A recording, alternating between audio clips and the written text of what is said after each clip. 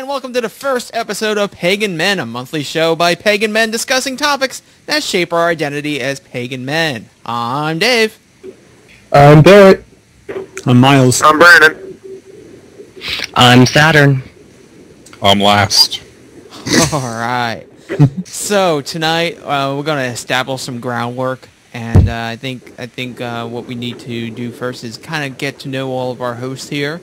What is what is your particular path, and what makes you a pagan man? So, I guess I'll start.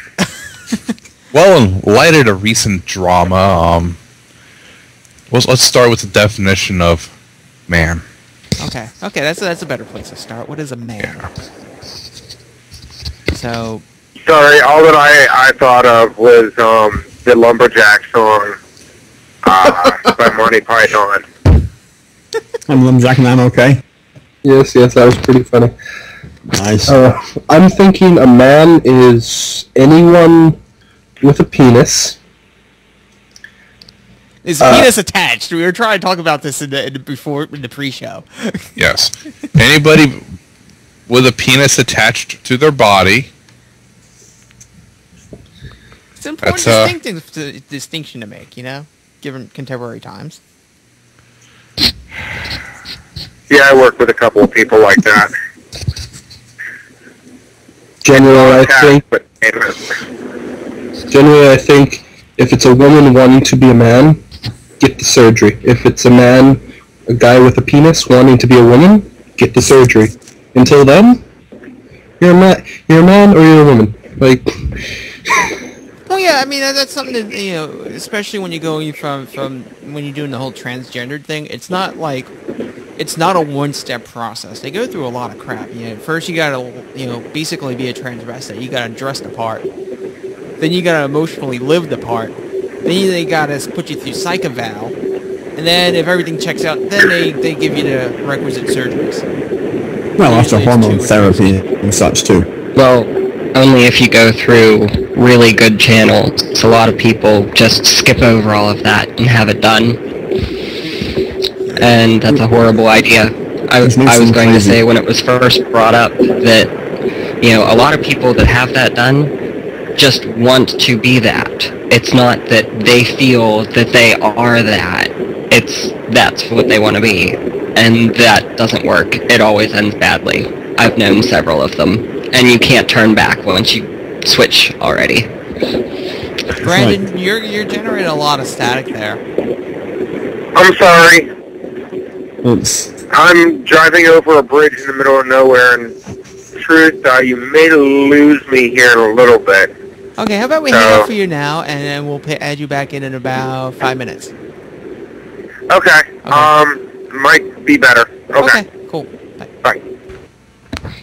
Actually, not entirely off topic, but I mean, there's been some women I've known that I've considered men.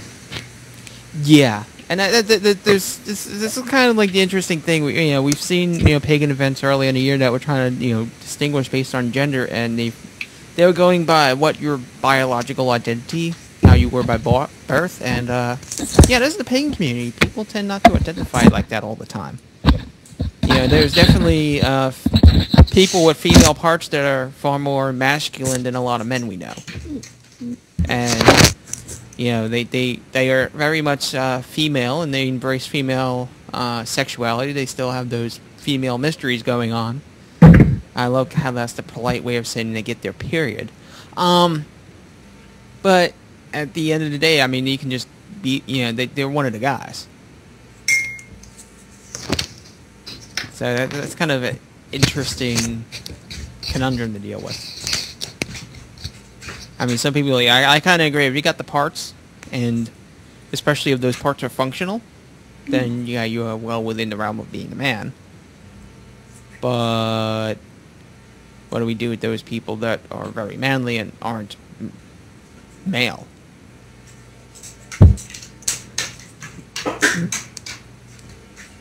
I would say case-by-case basis. Yeah, that's usually a good way of doing it.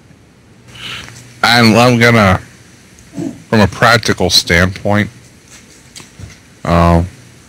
let's assume hypothetically one of these case-by-case bases is talking to you face-to-face. Is that going to affect your judgment? Yes. How you deal with them, you mean? Yeah.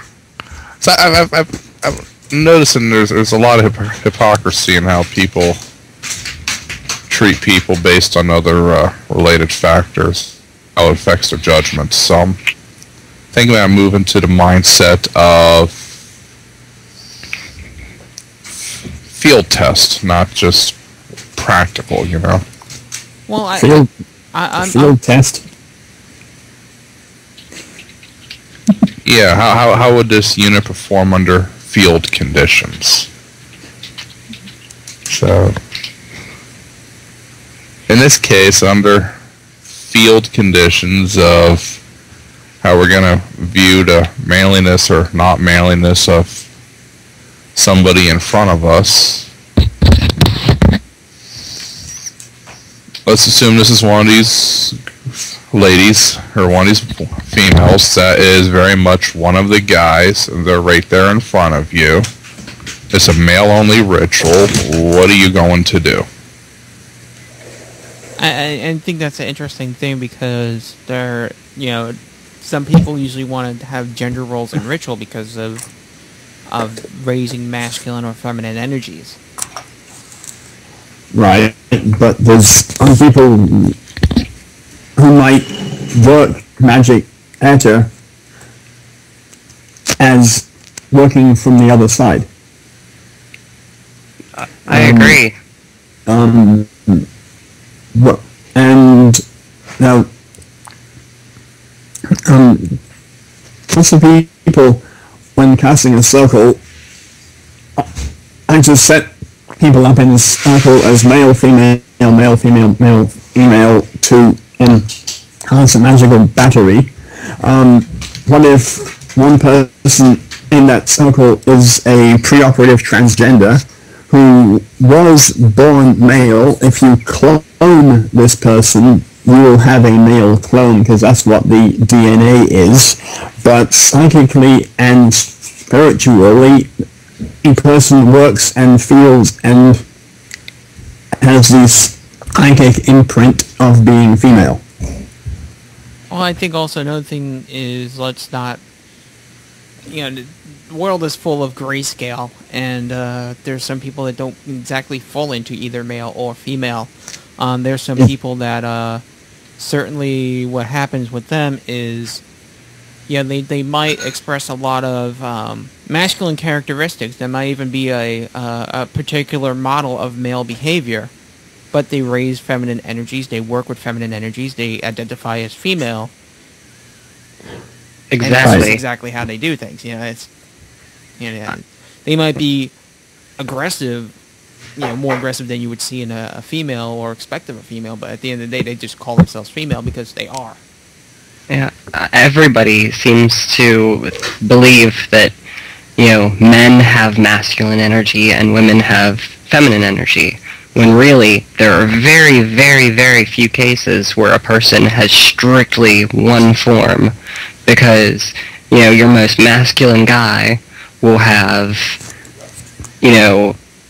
more feminine moments, and the most feminine woman will have masculine moments. And that's not just personality, that's who they are. So, like you said, it's a wide band of gray. Yeah. In ritual, I invoke the one god, kind of knows works with me. I am in all of these ways very closely attuned with the one god. But news is much more in your face and much more aggressive than I am. I tend to be more laid back and more easygoing and more of a peace-seeking mediator. He's the one will get in the ring and get things done. Oh, do we want to take this even a step further, throw another monkey wrench in the conversation? Do we want to make the distinction between male energies and being a male versus being a man. Yeah, there's the old saying, there are boys and there are men. Well, I think that as pagan men, we are aware of the range of dynamics within each one of us. I am biologically male, but there are some things I'm better at which might only be assigned to female roles, like being a peacekeeper and a mediator and like that. There's a difference as well between having a dick and being a dick. And I don't know if you need to make a distinction between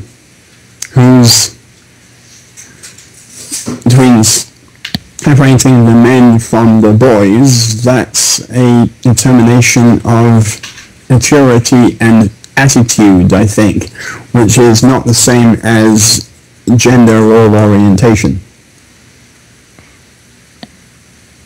I go with that. I concur. Yeah. And since this little tangent began with us talking about who we are and what our spiritual faiths are, I'll complete that round bit by saying that my name is Miles, which you can probably tell anyway. I am Wiccan. I have been for all of my magical life, and I am very closely attuned to the horn god and to the male aspects of divinity. Yeah, okay. Yeah, my name is Dave, and I'm Wiccan, but I'm a little bit weird. It's kind of been shown a little bit. We'll get into that weirdness as we go on. But, I don't have that. I respect the horn god and all that, but honestly, I've always identified more with the goddess and those energies, and it's not so much a willing thing, it's those energies chose me, and that's what I work with. So, it is what it is. It makes perfect sense. So, yeah, we'll see what that is and what makes me a pagan man. I'm not really sure. I'm a pagan and I'm a man, and we'll figure that out. Work in progress. Yes. On the topic of works in progress, I'll view that as my note. Name's Joe. Me and spirituality have always had a long knockdown, drag out fight of a battle. Let's not go there right now, but that's where we're supposed to be going. So,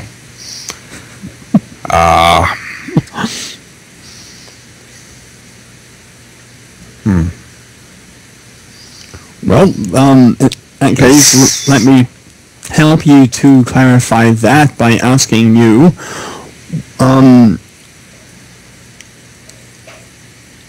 you define yourself as a spiritual man, or as a pagan man, or as an analytical man with magical leanings, or something along those lines? yeah, pretty much. A, B, or C? The answer is not yes. In the human condition, yes is always an answer. Scurvy, I just call you generic pagan and just leave it at that. That was my very male dog just then. I have my views on spirituality and such. I just don't like to talk about them.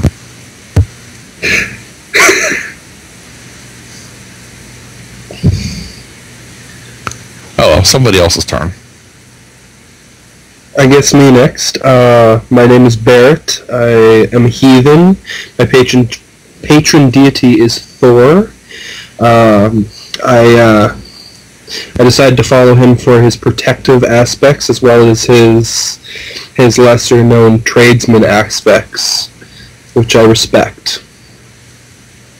And just to clarify, to show that we have some diversity on the show, Barrett joins us from the Great White North. In Canada. Yay. It's less white here than brownish white.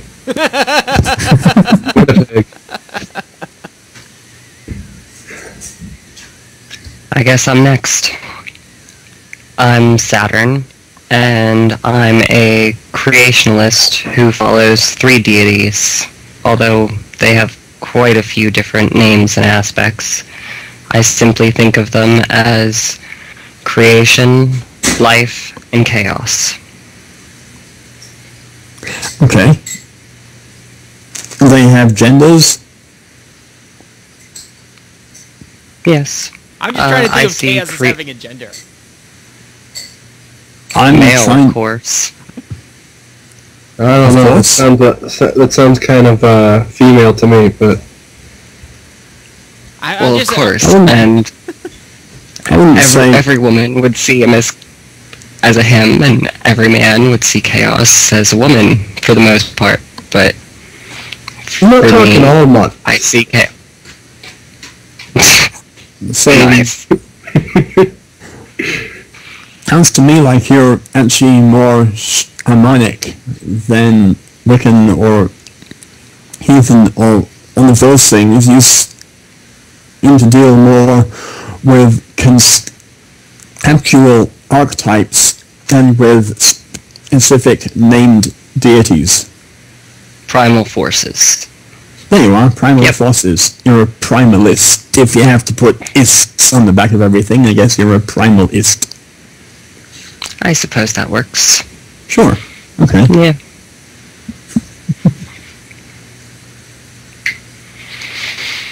So now that we've thoroughly made everyone nervous, let's get back to the topics. Nervous and confused. Let's not forget uncomfortable. So what Extremely. are the duties of a pagan man? What makes a pagan man manly? And are these influenced by the warrior archetype?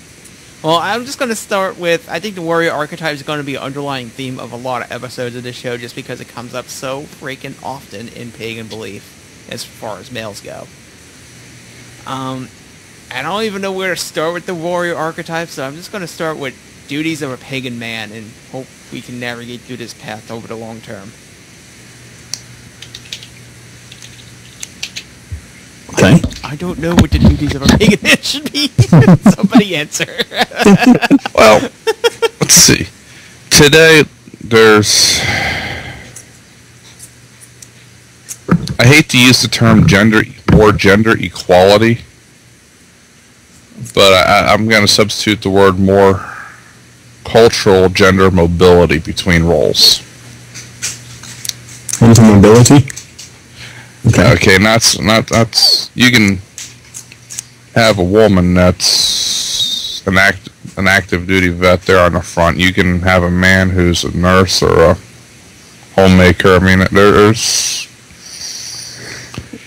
that blurs the line a little bit. Man generally is the breadwinner, not always, and anymore nowadays, females are actually stepping up to that role quite a bit more. I think also we live in a time where women aren't exactly the damsels in distress that are in the fairy tales, you know. I really think, listening to what Joe just said, in which he begins a sentence with a clarification of a conservative 1950s viewpoint, and then ends this sentence with a rebuttal of that very same assessment.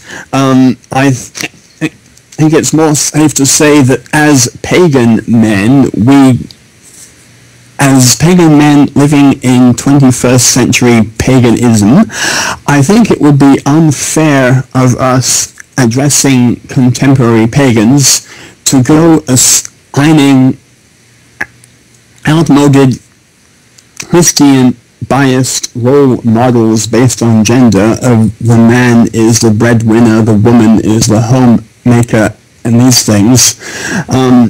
We all, as pagans, know a lot of very strong-willed warrior women type, and you also know lots of tender-hearing and completely emotionally capable men. I think the old roles no longer apply as far as we are concerned.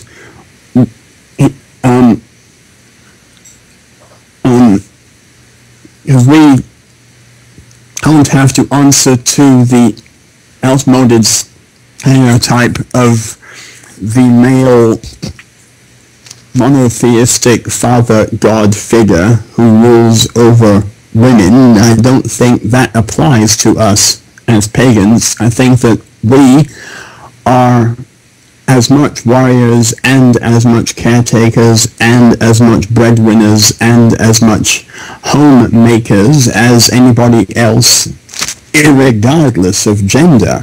I think gender is becoming gender as a cultural identity for pagans, I think, is really becoming an obsolete address of the concept.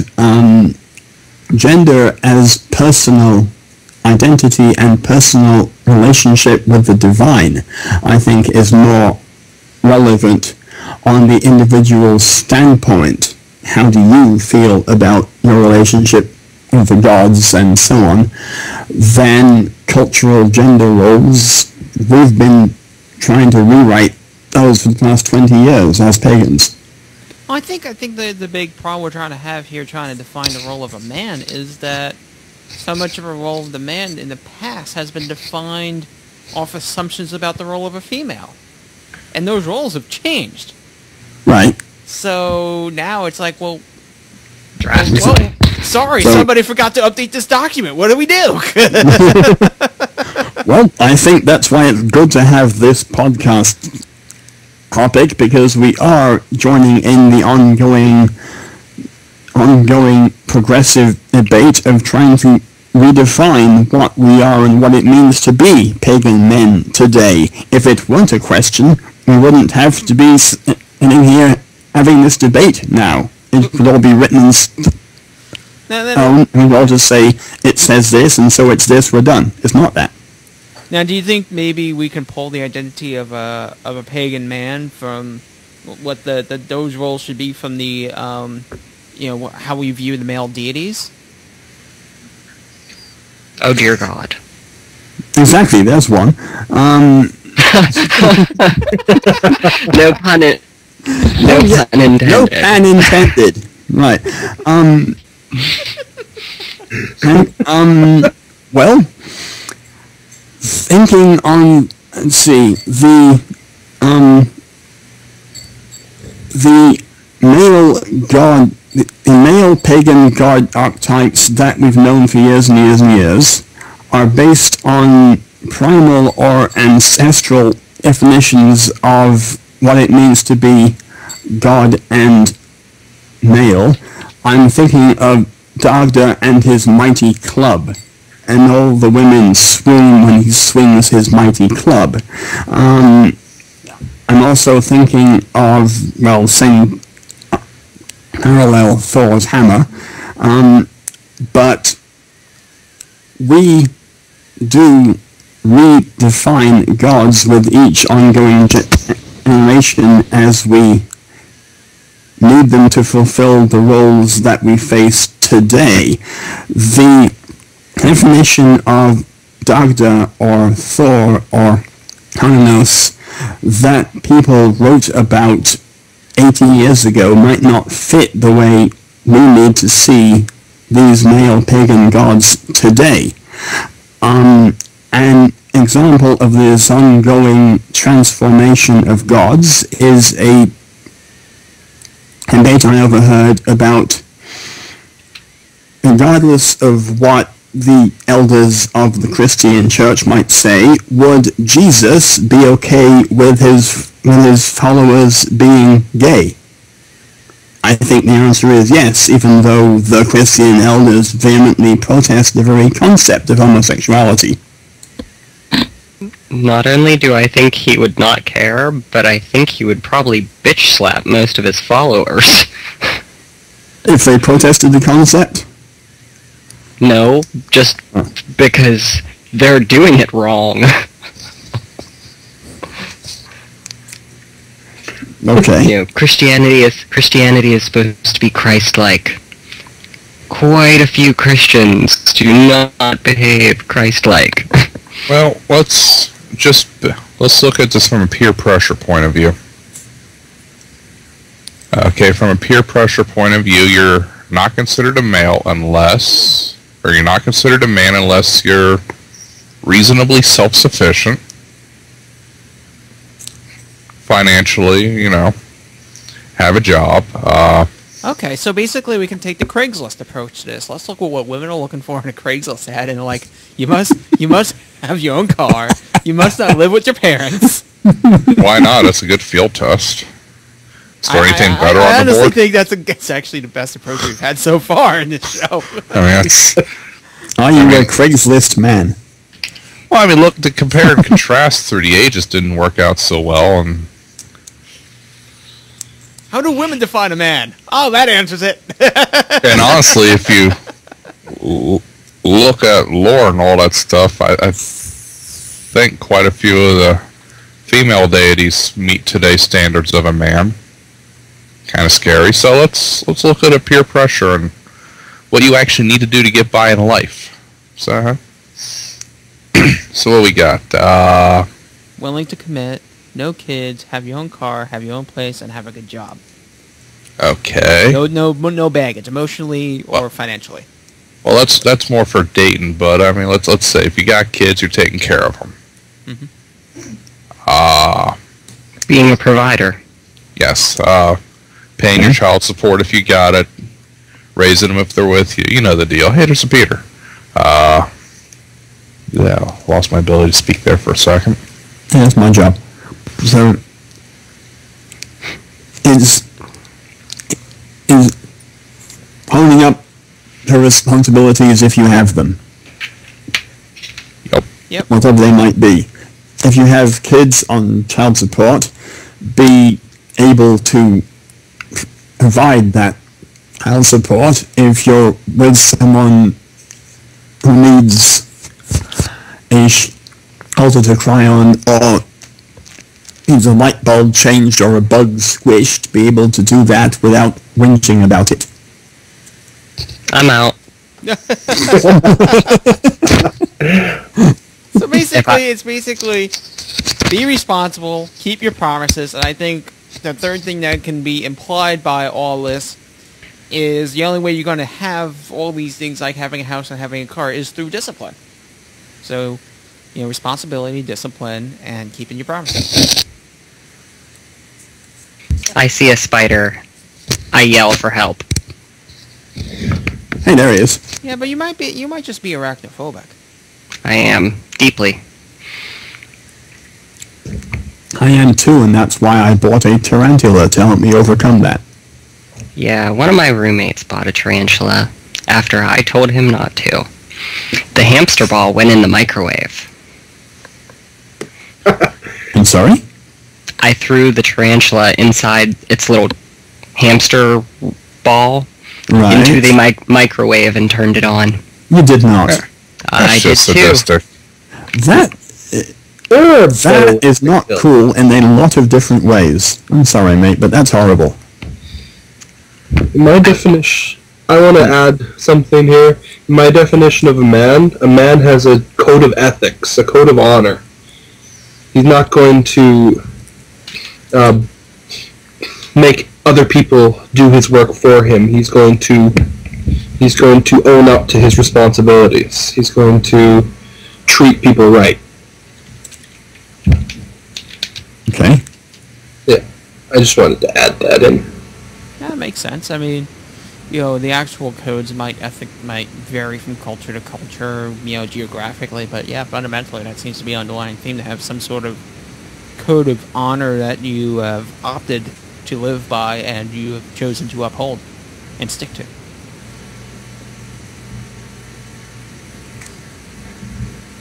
Okay.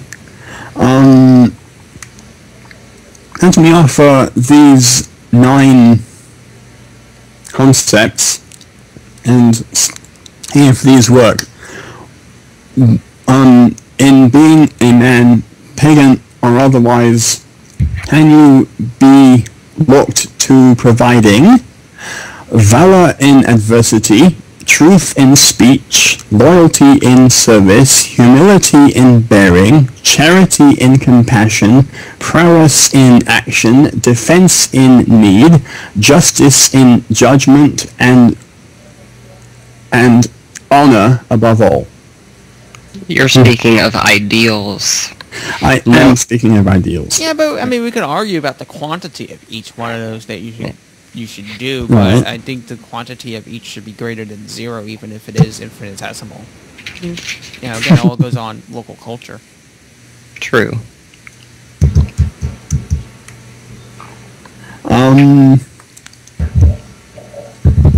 How familiar are you, Saturn, with a musical called Man of La Mancha? Never heard of it. You goofy person. Have you, Peter?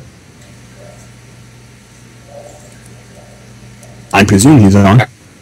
I am here. No, I haven't. Oh, okay. Man of La Mancha is a musical based on Cervantes' novel Don Quixote. And the one refrain that everyone quotes from Man of La Mancha, which I won't even try and sing, because God knows you don't want to hear me sing. I'll just read the lines, is: who dreamed the impossible dream, to fight the unbeatable foe, to bear with unbearable sorrow, to run where the brave dare not go, to right the unrightable wrong, to love pure and chaste from afar, to try when your arms are too weary, to reach the unreachable star. That's the refrain from Man of La Mancha.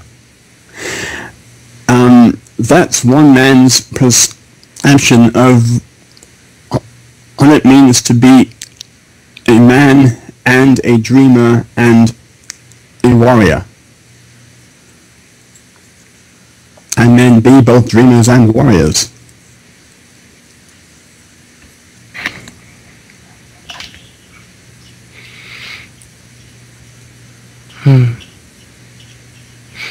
Yeah. Hello? I've read the books. Good. Never seen a musical. Really? I read the books years and years and years ago. Okay.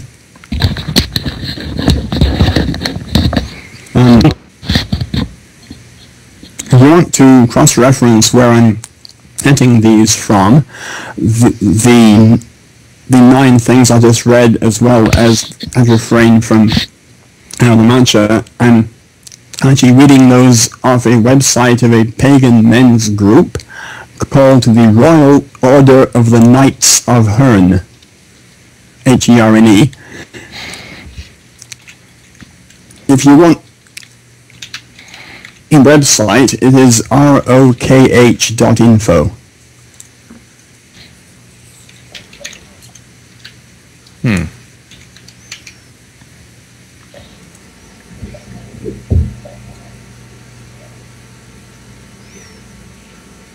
I should follow them on Twitter. You should.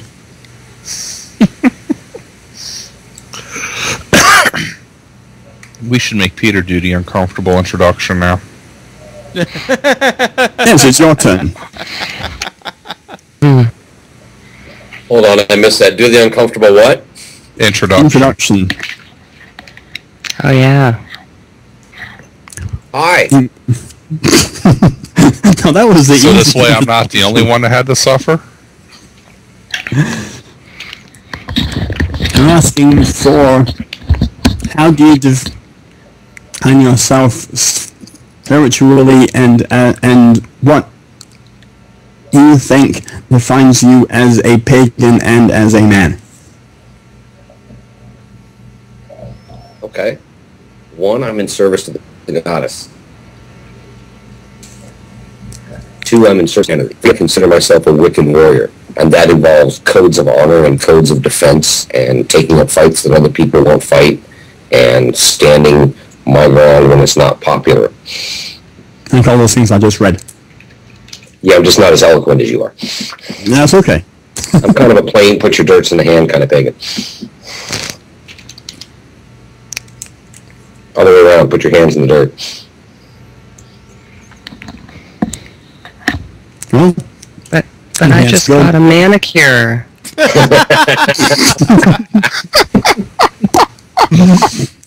No, honestly, I love to garden and do landscaping and everything. See, you know, I just couldn't resist the opening. And I think that opening is important too, because we're not bound as pagan men to defining it in any particular way. One person's definition of it is different than another's. I mean, as pagan men, we honor people of all paths, of all lifestyles, of urban pagans and, you know, rural pagans and gay pagans and straight pagans. And yeah, our definition of pagan manhood need not conform to what Western society's idea of what being a man is. There you go. Yeah, Well, very it was true. minutes ago, wasn't it? Thank you, Peter. Well, I was thinking after we all did our uncomfortable intros that, you know, the reason it's so uncomfortable for us is since we do all tend to lead our own spiritual lives, it's really intensely personal to sit down and categorize your beliefs.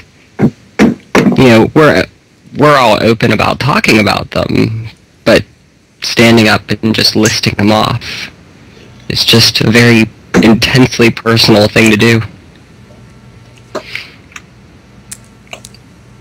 Also, sometimes guys have a hard time addressing, acknowledging, and talking about their feelings about things, even about themselves. Feelings. What are those? Those are those things that I have when I stop taking the pills, huh? Right. Thank God I fixed that. Once Again, no pun intended. Sorry?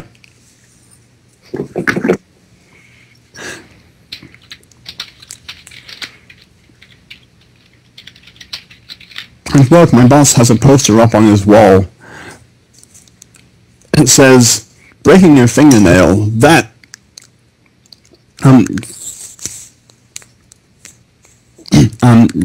doesn't make you a man. Losing a fingernail, that makes you a man. I've lost a nail. That's Really? All the way gone? yeah. I've done that. Actually, I've done that a few times. And I Me have as too. well, and mine grew back crooked. Ew. Not a pleasant experience. Yeah, I have a permanent little dimple in my one nail now. Actually, those dimples actually go away. It just takes years. Yeah, it's been years. Lots of years. Like, it went from a dimple to a crease. Like, as it grows, it keeps the dent. Like, again, as I mentioned earlier, I went to school for cosmetology. Right. The nail matrix is what actually builds the nail back Yeah. to base. And when you damage that, it affects how it builds the nail pretty much permanently. I was in... And since the reason I... No, go ahead. Okay. I was in top class in 11th grade. I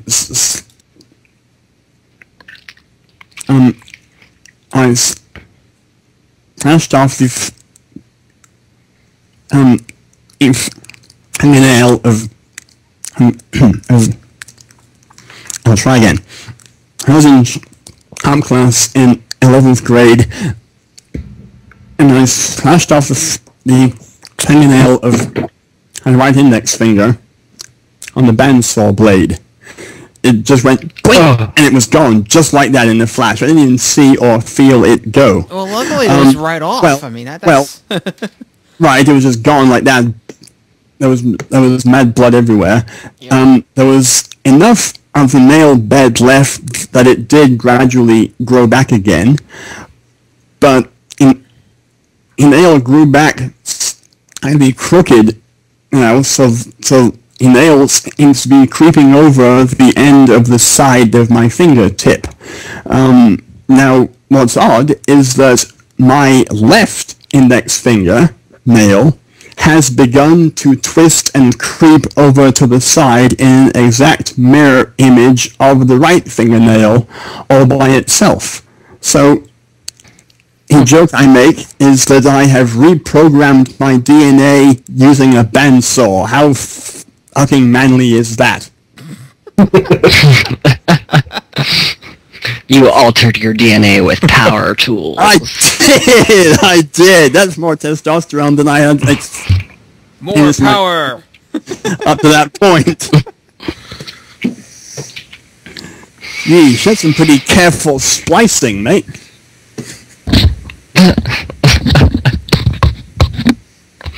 God, I hate to think what my profession's done to my DNA. Well, it's actually kind of interesting.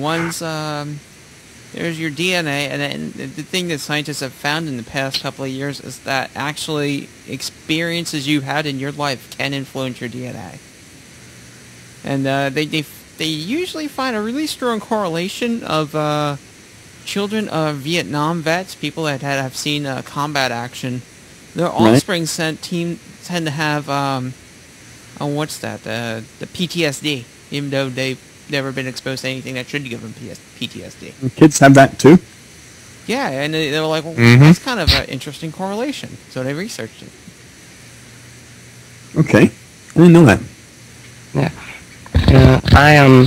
One of my friends is an Asian orange baby, and it's just ridiculous how deeply affected his genes were by the fact that his father was exposed to Agent Orange. Well, Agent Orange is a whole different thing. That chemically messes you up. It's like being exposed to high levels of radiation. It's just gonna mess you up. Yeah. He's had several forms of cancer, and a bunch of his joints are all out of whack, and it's pretty crazy considering,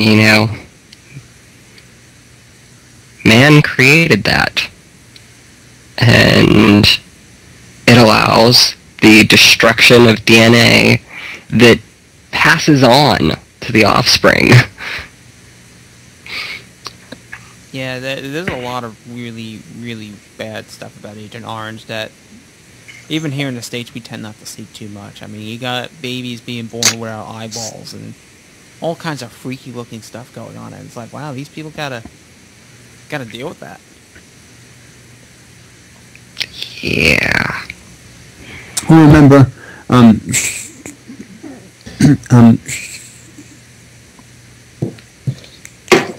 thalidomide babies. I'll try again. Thalidomide. Remember that? No? I guess not. In the mid-60s, I think, Oh, is that the one for the pregnant woman? Experimented. I'm sure, but they experimented this drug of why called thalidomide, and there were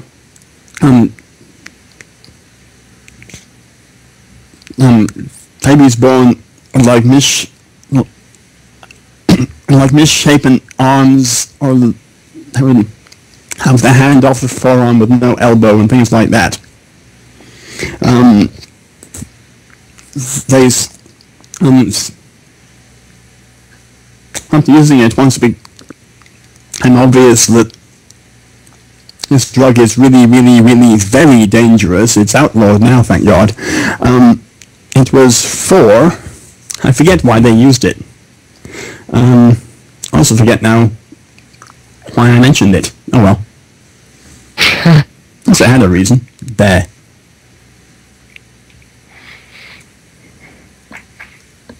Don't you love when you start out with a great idea and by the time you get halfway through you go... get there, you forget why you were talking about it. What was it? Yeah, what was that idea for again? Thalidomide was a sedative drug used in the 1950s. Over the years, it happened.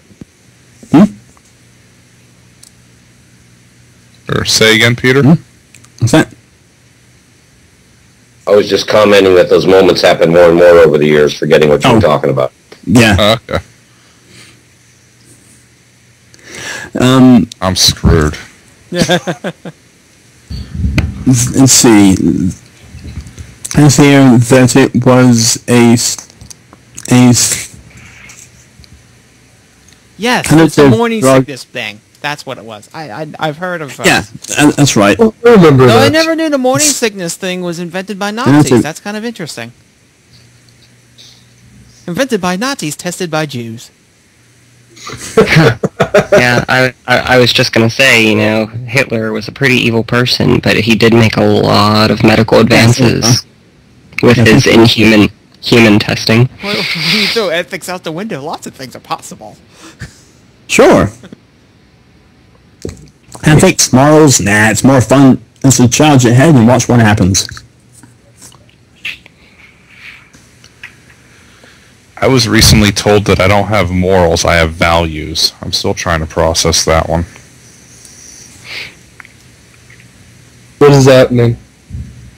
As I said, I'm still trying He's not to sure, process he's processing it. Doesn't have it's like, morals oh, and okay. values. That's cool, I think. I think that means that instead of there being things that you won't do, there are things you think you shouldn't do, but will. Knowing right from wrong, but just not really caring about it. Well, that's amoral. That is amoral. You're right. Most morals are situational. I mean, 99 out of 100 times, killing somebody is not moral. But say you stumble upon the person and they found they were just skinned alive and all that stuff, they're probably not going to live much longer anyway, and you just happen to have a gun, I mean, that's... Assisted suicide? Which is considered immoral in most countries. Yeah, some people will say that, but that's at the point where you start asking the question. So it's... A lot of things are situational. From the gun. That's an awfully drastic example, isn't it? It makes the point. Yeah. Normally, theft is not considered moral, but say the guy's got a wife and 3 kids and all that stuff, and the firewood behind your place makes sure they live the night. Yeah, some people might say, yeah, that's not moral still. But if you go looking back in history, what was it, Vikings? They too were a people that had more people than they had resources. And they're considered manly men. They were also considered, barbaric monsters. Yes. So, difference between theft and raiding is survivors. Yeah. Well, I think... History is written by the winners. I think that if there is a classification of theft, it'll be found in satisfying the need versus satisfying the ego.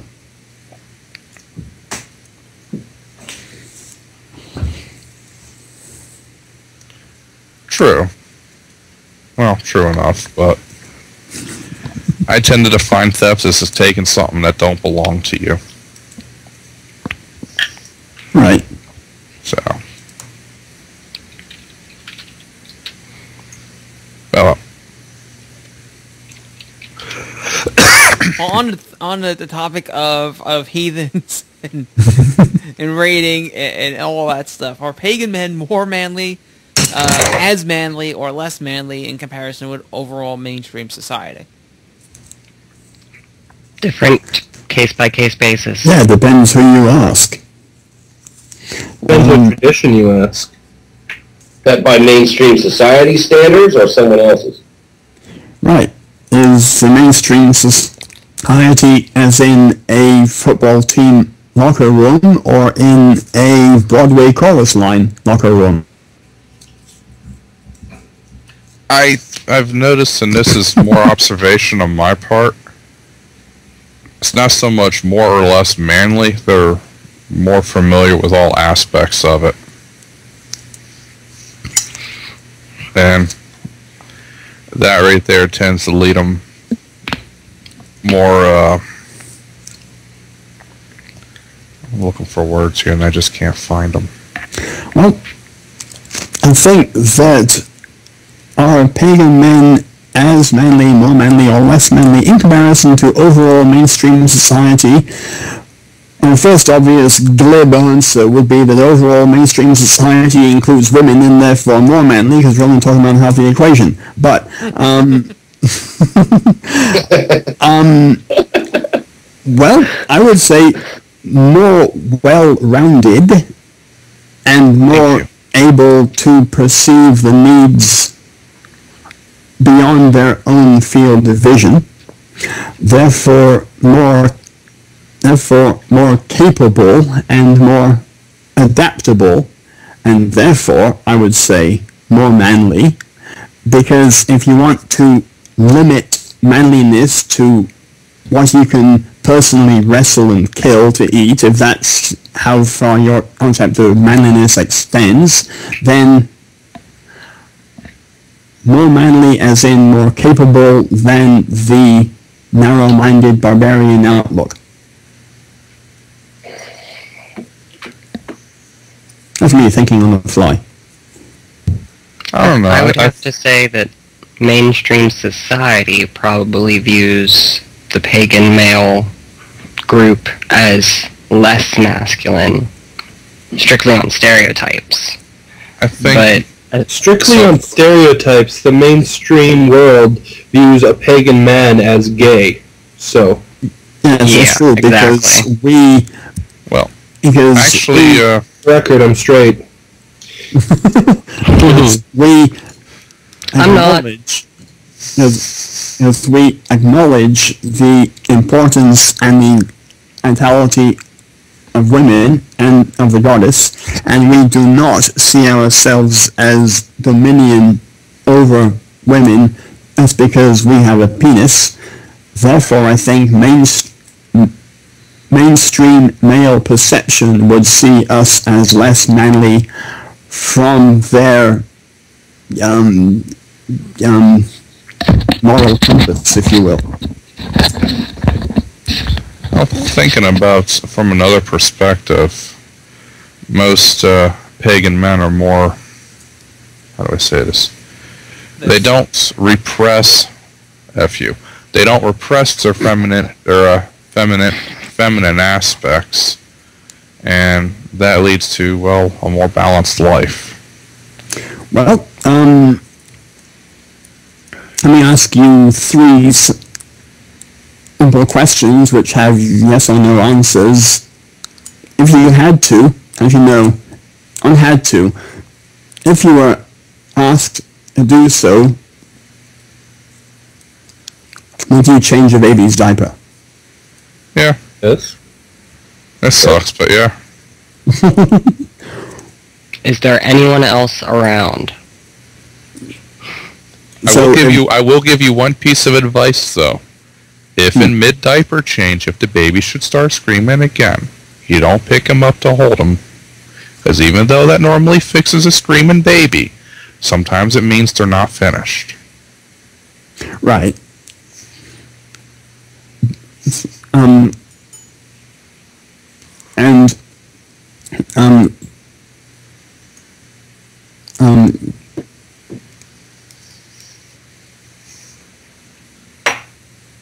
What do you... Yeah, I had three questions all lined up, and that's the other two. Yay.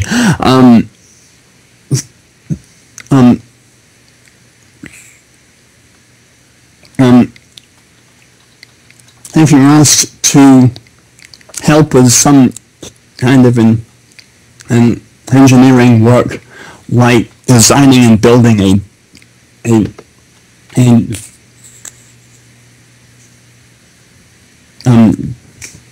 track on the back of a house, and you try to take over the job and manage it just because you've got a dick and that kind of work is man's work. No, but I do it because I'm a carpenter. Well, see right there, you're qualified professionally. Good. I'm not. God knows, I would say let somebody who knows his way around designing a deck design a deck. That's normally a good family project. Yeah. Mm-hmm. It's a family project, but who's in charge of it? Who's the one who says, this piece of wood is this long and this nail goes here and this is how From you the build it observations of my family, my father normally starts it and my mom normally finished it. here? Okay. That's perfect.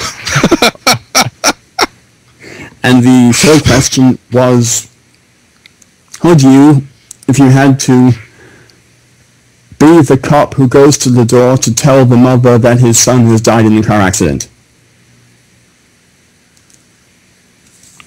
That takes a very special person. That's not about being a man.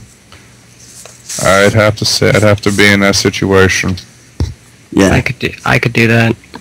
I'm also pretty sure that's a situation where the person who walked up to do that is not the person who walks away.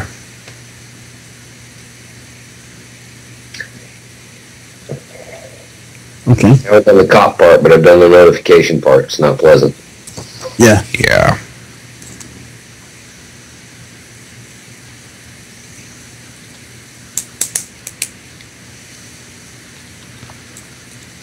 Yeah. I went as far as a What cat. strikes me about this conversation is It's what? I'm sorry? Hello? It's always the person saying something profound. This is got the audio that's breaking up. R. Peter, you there? Hello? I'm here. Okay. What kind of strikes me about this conversation is, you know, even we are talking about what mainstream Western kind of patriarchal society decides is a man. And we're using that as a comparison to create a dichotomy with pagan males. And I don't think that's necessary. I mean, you know, for instance, in the kind of reclaiming of the sacred feminine that Wicca is very involved in a lot of ways, it is male Wiccans and male pagans that lend that credibility. Because as women assert their own rights and assert their own place and rightful place in the world, they're also asserting their own self-interest. And we all have had this experience of seeing a group asserting its own self-interest and kind of going, well, yeah, of course they feel that way. But it is when, in the civil rights movement, that young white Americans joined the civil rights movement that people began to pay attention. And it is in the reclaiming of the sacred feminine that men began to say those same things about the sacred feminine and about honoring them and honoring that role, that to the broader public it begins to have more credibility. And that's a really important role that pagan men have in this kind of larger movement that's going on about honoring the sacred feminine and it being on an equal footing and running in a spiritual place, because when women say it in self-interest, when men say it's because it's right.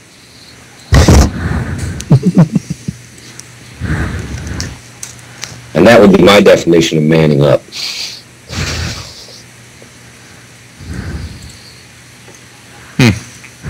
Okay. Well, the confirmations that I had used were in answer to Dave's question of are pagan men as manly, more or less manly, in comparison to overall mainstream society. I was using overall mainstream society as the benchmark by which to assert a definition, although I've always agreed with you that we are redefining ourselves and our roles as what manliness means in the changing and rapidly evolving world of pagan culture. So, yes to both.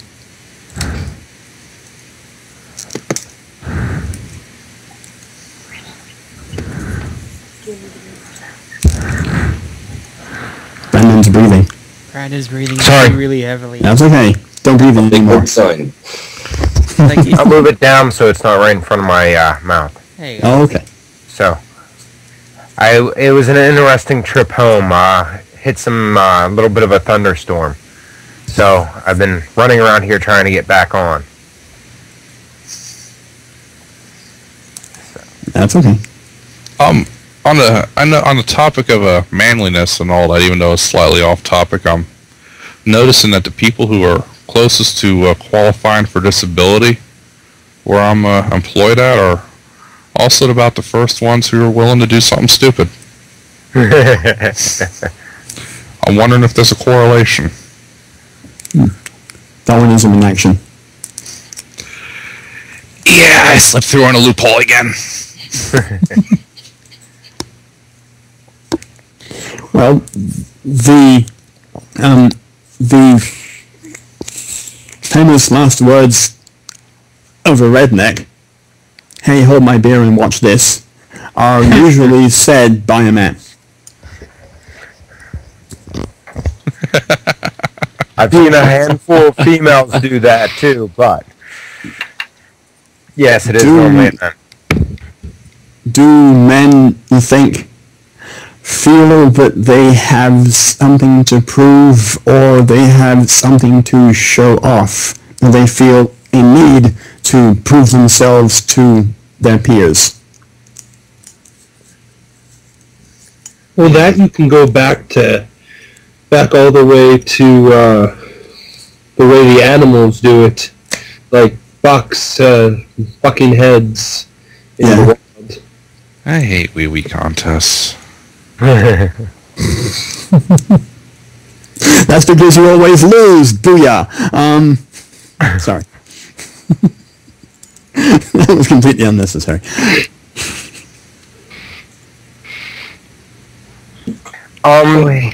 Just oi. Whenever I got kicked off, we were discussing a definition of men in general, and I think if it's okay with you guys, I want to revisit that just a hair. I don't know if this idea had been discussed, but the idea not necessarily as man and female or male and female, but the idea of a adolescent, a boy versus a actual man. And was this discussed at all? It was Yeah. very briefly touched on. Okay, but I think that sort of goes back to a little bit on this conversation. First of all, the idea that testosterone makes men stupid and estrogen makes women crazy, scientifically proven. But also, my idea on that was the fact that as we get older, we take on more responsibilities, and owning up to stuff. I think that was mentioned briefly a couple of minutes ago.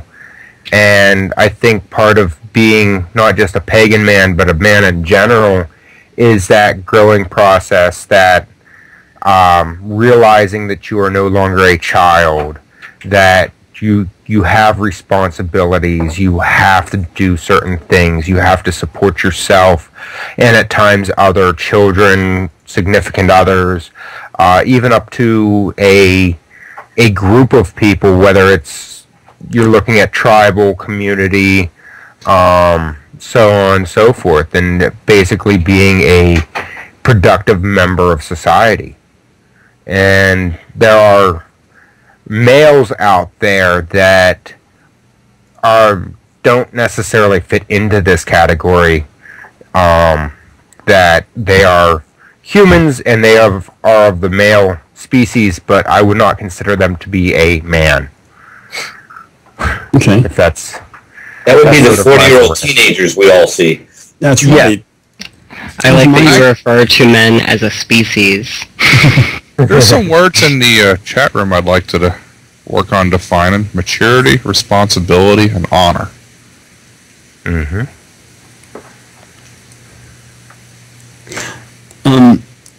Well, Let's do a round robin on this. okay. Maturity. And so I can address all three, or it's the first two of those. A while ago, I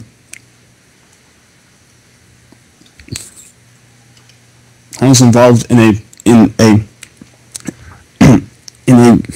Pagan workshop, and one topic that came up was what makes a man a man. The definition, example that seemed to please most people was that when you are willing to set your own needs aside and address the needs of somebody else, and you become less self-centered and more giving of your energy or time or resources, that's when a boy becomes a man, which addresses, I think, both maturity and responsibility.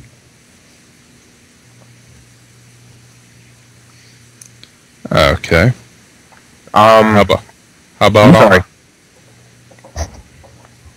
I'm sorry? Now, how about honor?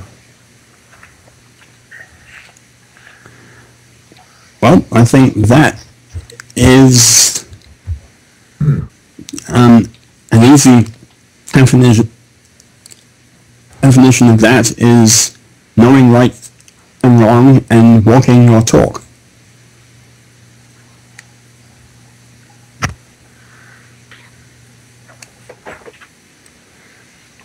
I think all three are very much related.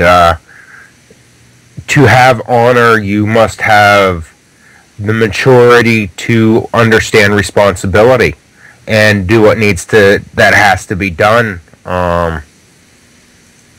Sort of a definition for honor, I guess. Well, I was thinking briefly of the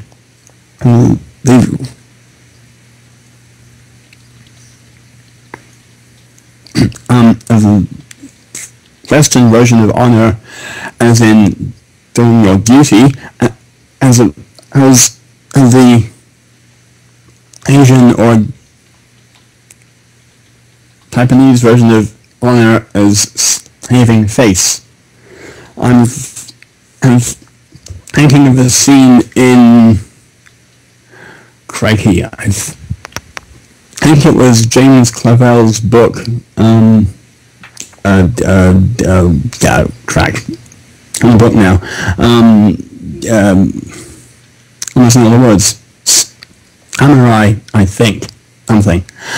But in this one village, the lord of the village had demanded that these men, these Western invaders, be hung up and hanged and left there as an example to everyone else. And over the weeks they were hanging there, their bodies began to rot and putrefy and smelled unbelievably bad. And so one of the local fishermen cut them down, even though he knew that he would be killed because he had violated the Lord's command. And so he needs the village ahead of his own life, because that was the honorable thing to do.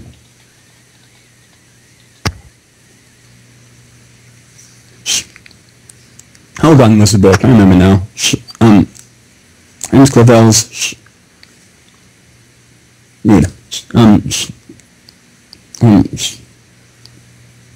Hogun. Shogun.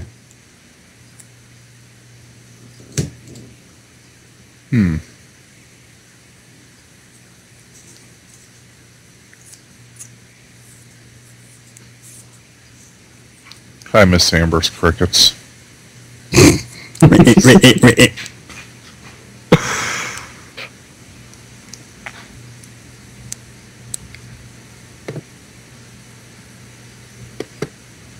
Anyway, say something. Yeah. I'm sure you do.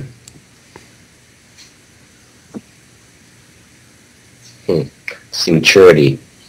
Probably the ability to respond and or act in a reasonable, considered, and effective manner. Responsibility, the insight that your own well-being is tied to the well-being of those around you, and that takes effort and work.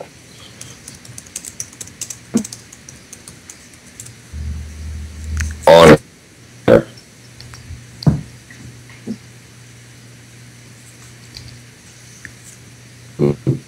That's one way bigger than just a small statement. Honor for me is about an honorable life. It's not about a single act, because anybody can engage in an honorable act. You help a little old lady across the street, you've engaged in an honorable act, but if you then go rob a 7-Eleven, that doesn't mean honor. That's a much bigger term.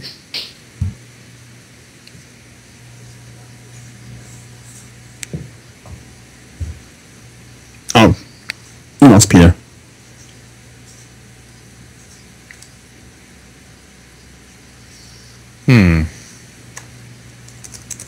Maturity. Yeah, I'll just kind of skip that one.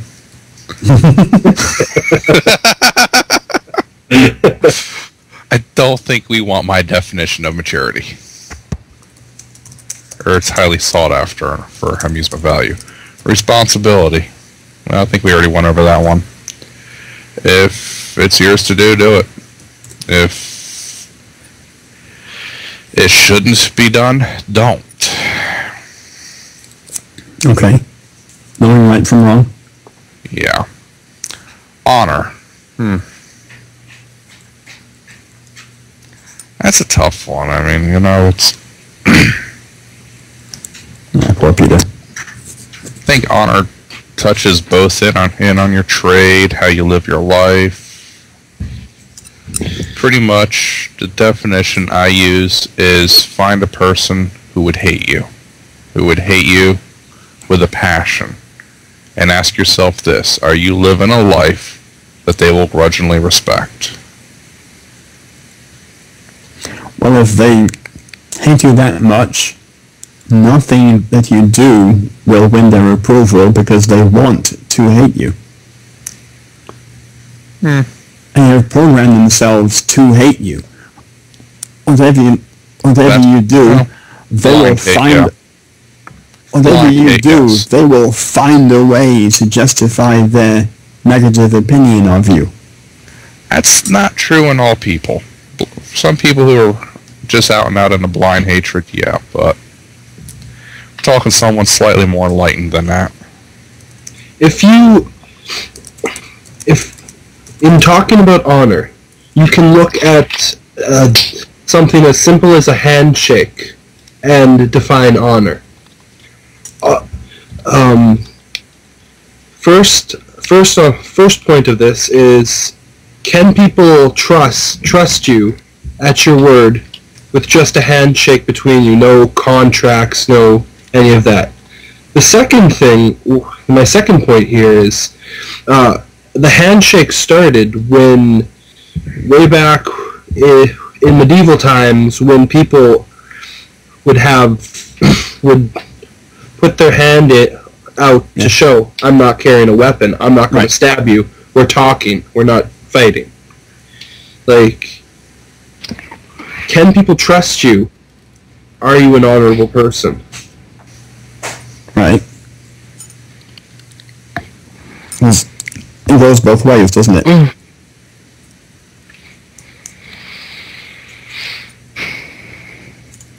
I think there's multiple types of maturity, because, well, I know at times I have my immature moments, actions. Oh, we all do. Yes. Sorry. But I think a broader range of maturity is what we're really looking at. Because I know that we've gone back and forth about actions and doing what you should, so on and so forth. And I think it's okay for us to lapse into some of those immature moments and still be considered to be a man. But whenever it comes down to the things that really matter, that's where the maturity comes in and the responsibility comes in, and knowing that there is a difference between always doing the mature thing and picking and choosing your battles sometimes, because always doing the mature thing can, if everybody did it, it would be one thing, but in a society that we have right now, where there are so many of this, as you said before, the 40-year-olds that act like teenagers, it becomes really difficult, and it makes people very jaded. I guess, I don't know, I'm going off a weird tangent there. But honor is a very weird thing in this day and age. I know personally, and I've seen and done things that are honorable, that I think it's almost a above and beyond of maturity and responsibility to do something, if that makes sense. It does. So, I just gotta throw that out there. I'm sorry if I'm a tad bit scattered right now. So That's okay, we're used to it. Yep. And I think in the chat room we are requesting a opinion from Mr. Dave. What am I getting an opinion on? There you are. And trusting you. We're debating whether to add Peter back or not. He's basically I guess he's not automatically getting added back. Normally you get added back. There he is. Ha He's trying to come ha back ha. anyway. Damn, is it rain? We are Actually, getting cold right now. That's another quality though, and it's a pet peeve of mine. Now I'm very big in appreciating your senses and your values, and I notice a lot of people tend to like using their own personal prejudices, and what irritates me with that is I don't like things like blind hatred. I don't like things like hypocrisy. Yeah, if you don't like me, walk up and tell me to go get effed. I don't care. That's good. I respect that. You're here. But like I observed the other day, there were some people on a certain discussion forum, which I won't mention, which we visited yesterday, that would never give me the time of day under a certain handle I like to use, affiliated with another podcast. Now, if I drop in on another one, they'll always say hi, even if I just make one up, except a couple weeks ago. A certain BNP said hello to me, all of a sudden, people are saying hi. I mean, I find it really hard to respect people at that point. There's one supervisor I work with. I hate the guy. I respect him immensely. But I hate him with a passion. To all things their due. I mean, he's led a good life. I can respect that. We're not going to go there. That's getting too close to ranting. But it's just one of those things. Personally, I get disappointed in people when they make judgments based on the judgments of other people based on their own desires. We should be better than that.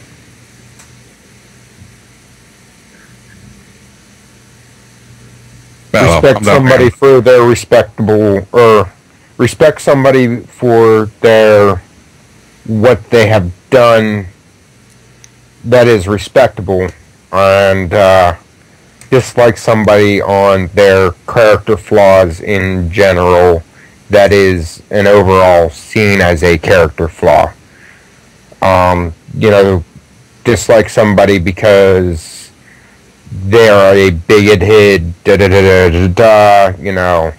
or like somebody because they have very strong speaking skills, they're well organized and can run a group effectively, stuff like that.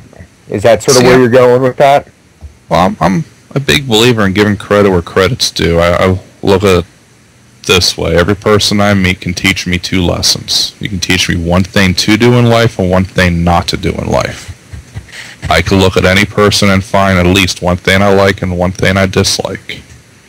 Even if a person is a bigoted member of society, but they're active and vocal about that, I can respect that they're active in society. I might not appreciate the cause,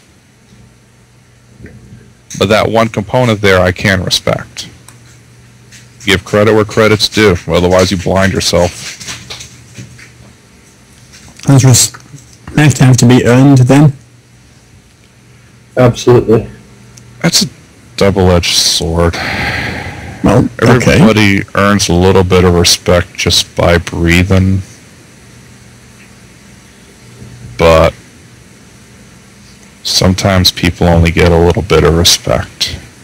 I think that one thing that I've learned and I've seen get people into trouble is there's certain people out there that demand respect straight off, no matter if you know them or not.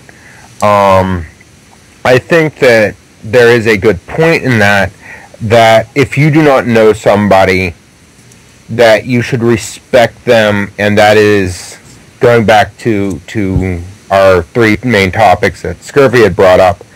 That is an honorable thing to do. But if they do something that is disrespectful, that compromises your idea of what is honorable or what is respectful, then it degrades from there. And I found that helps me a lot in the workplace. No matter who walks in, you give them the respect of being a fellow human being, no matter what walk of life they are, if they have some sort of disability, whatever it happens to be. But until they do something to destroy that respect, treat them in such a way that, they are a good person. And does that make sense? Mm-hmm. Actually, I have a lot of respect for some people for most people with disabilities. Okay, let's be real. That's a test. Mm-hmm. Especially if they have some sort of mental disability. I know I work with a younger guy that has a mental disability and screws up every now and again and wanders off and does things that he's not necessarily supposed to. But he tries hard whenever he's working. And as much grief as some of my other coworkers give him, he still hangs in there, and I have a lot of respect for him because of that. Whether or not he can fully understand it, that's a whole nother thing. But I still try to be polite and kind and so on and so forth towards him. So, interesting side note. Sorry.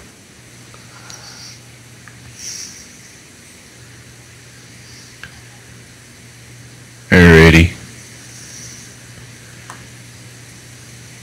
Are we going on the hair topic now? I think we have a few more before that. But Sorry.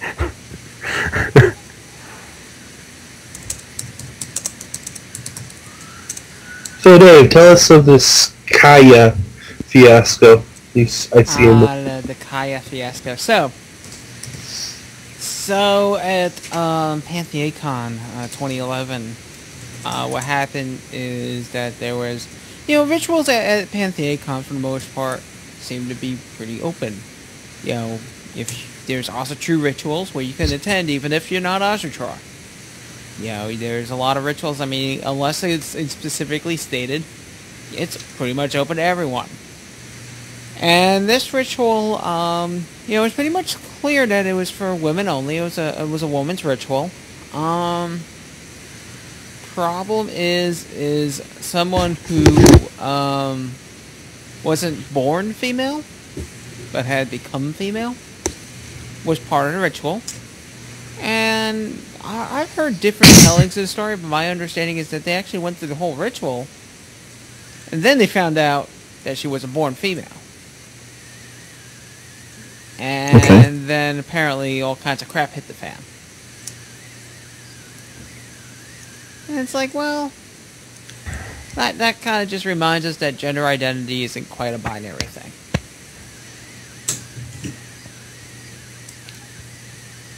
I agree. Did she screw up their ritual because she was not born a woman? In their eyes, probably. In their eyes, probably. And I mean, especially with a lot of women's stuff, it deals a lot with menstruation. I'm sure they thought she did. Let's back up for a second. This was a skyclad ritual. Okay. And the story I got was that they were actually excluded at the front as they wanted to enter the ritual.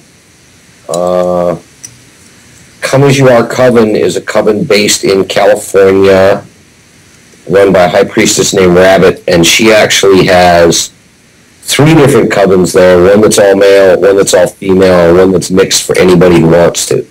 So there's a Dianic, an all-male coven, and then a very eclectic coven. Okay. And the person in question was completely past all the operations and all the rest of it, or was there some evidence or some obvious weird? They have a penis. There you go. Thank you. I was being... As I said, I don't think they got into the skyclad ritual. I talked to that individual a little bit at PantheaCon, and very female identified, etc. The question that came up was this a deliberate attempt to bring this long smoldering issue to the surface within the pagan community to kind of hijack this ritual at PantheaCon to make it an issue because it kind of appeared that way? Or was it someone who actually identified as female who just truly wanted to attend the ritual? And then I think those are 2 very different things. Yeah. But I also think it's highly ironic that someone who is standing up for female ideals and let's not be treated like sexual objects as a name of Rabbit. I just find that really funny.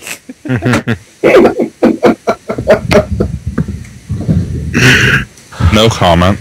It's actually unfortunate that the whole Come As You Are coven has been kind of labeled as a result of this event because they're a really diverse group with, a whole bunch of different approaches to doing stuff. They just have a women's group called the Amazons that is exclusively female. And I spoke to her last week, and she is in the process of putting together a coven that is going to be for people who identify as female or who identify as male, but who were or were not necessarily born that way. So her solution is, rather than to tear apart this group of females that feel being born as a female is important because they discuss menstruation and many other, kind of sacred things to women, her solution is to create another group within her coven structure that honors this other path. So... And pagans being kind of quite the accepting people that we are, this is going to come up a lot. It is. All those clarifications about the covens involved, the things I was unaware of, and that actually adds more credence to the priestess involved. I don't know where it got out of hand and went all crazy. Well, it went on out of hand Facebook, I think, after the fact. It's your classic public relations mistake. As soon as something bad happens, what you need to do is grab a hold of that conversation before it goes too far and take control of it. And they didn't. So what happened is this happened at PantheaCon. People heard about it at PantheaCon. And I kind of kept it on the DL because it's like, what's the big freaking deal? So why even mention it? And then, things simmer. Pagan rumor mills get going. People start talking. 2 weeks later, nuclear explosion, Well, the next thing that happened at PantheaCon, the very next day, was there were activists from this trans group going around and had talked to PantheaCon about this and put together a impromptu discussion by the people involved that they were handing out invites all over PantheaCon to, and the list said, sexual discrimination at PantheaCon, a discussion, which was kind of inflammatory language in and of it. And I actually was invited to go to that and forego the opportunity. Yeah, that sounds like it was a very much planned statement. Yeah, that I mean, they are. Let's put things in context. They're pagans. Why the hell are they going to come up with flyers in like 12 hours? Okay. Yeah. And that's that I don't Staples isn't open at 3 in the morning after you do your midnight ritual. That does not mean that I personally don't support their cause, because I do, to be quite honest. If somebody who goes through, sexual reassignment surgery and deals with the emotional trauma that has put so much work into being the identity that they feel they are, that my personal opinion is they should be included. But I also believe that just because a group has a legitimate claim doesn't mean that you hijack a major festival or a major event to bring your issue to the forefront. Well, I think it goes back to tolerance is a two-way street. Yeah, you want to be tolerated, but at the same time, you got to tolerate these people that feel menstruation is an important aspect of being female. Mm-hmm. It's two ways. Quick question. I also would like to just... Go ahead. Is this the same event that they had discussed it as, put it in the flyer as being a Dianic workshop, and did not say that it was for females only that menstruated? Or is this a whole nother issue? It is, and what happened is, and Rabbit has kind of acknowledged this, is in writing the description of it, she made some assumptions about the intent, talking about it being a sky-clad women's ritual put on by the Amazons, an all-women's coven. She made some assumptions about how people would read that, and there was certainly, that was not well-defined. Okay, now I'm thinking about this, and pardon me here, I just had a little bit of a brain fart, but let's assume that you're in a controversial status, okay, to borrow a Facebook post from a friend of mine. But let's assume you're living a controversial status. would you maybe attempt to contact them beforehand? Just assuming everything's on the up and up, contact them beforehand. See, Scurvy, you're trying to think rationally and logically here, and a lot of people act emotionally. No, I'm trying to put myself, Especially women. granted, I don't know this person, but I'm trying to put myself in their shoes. Okay, now I'm thinking, assuming hypothetically I'm going through gender reassignment, and I know there's a girly girl ritual over there. Yeah, I'm trying for hate mail, by the way. How am I doing? Okay. Scurvy at I'mBleedingProfusely.com. Thanks. Now, just part of me says, maybe I want to call them up in advance, inquire a little bit. This is not the first time there's been transgendered people in paganism.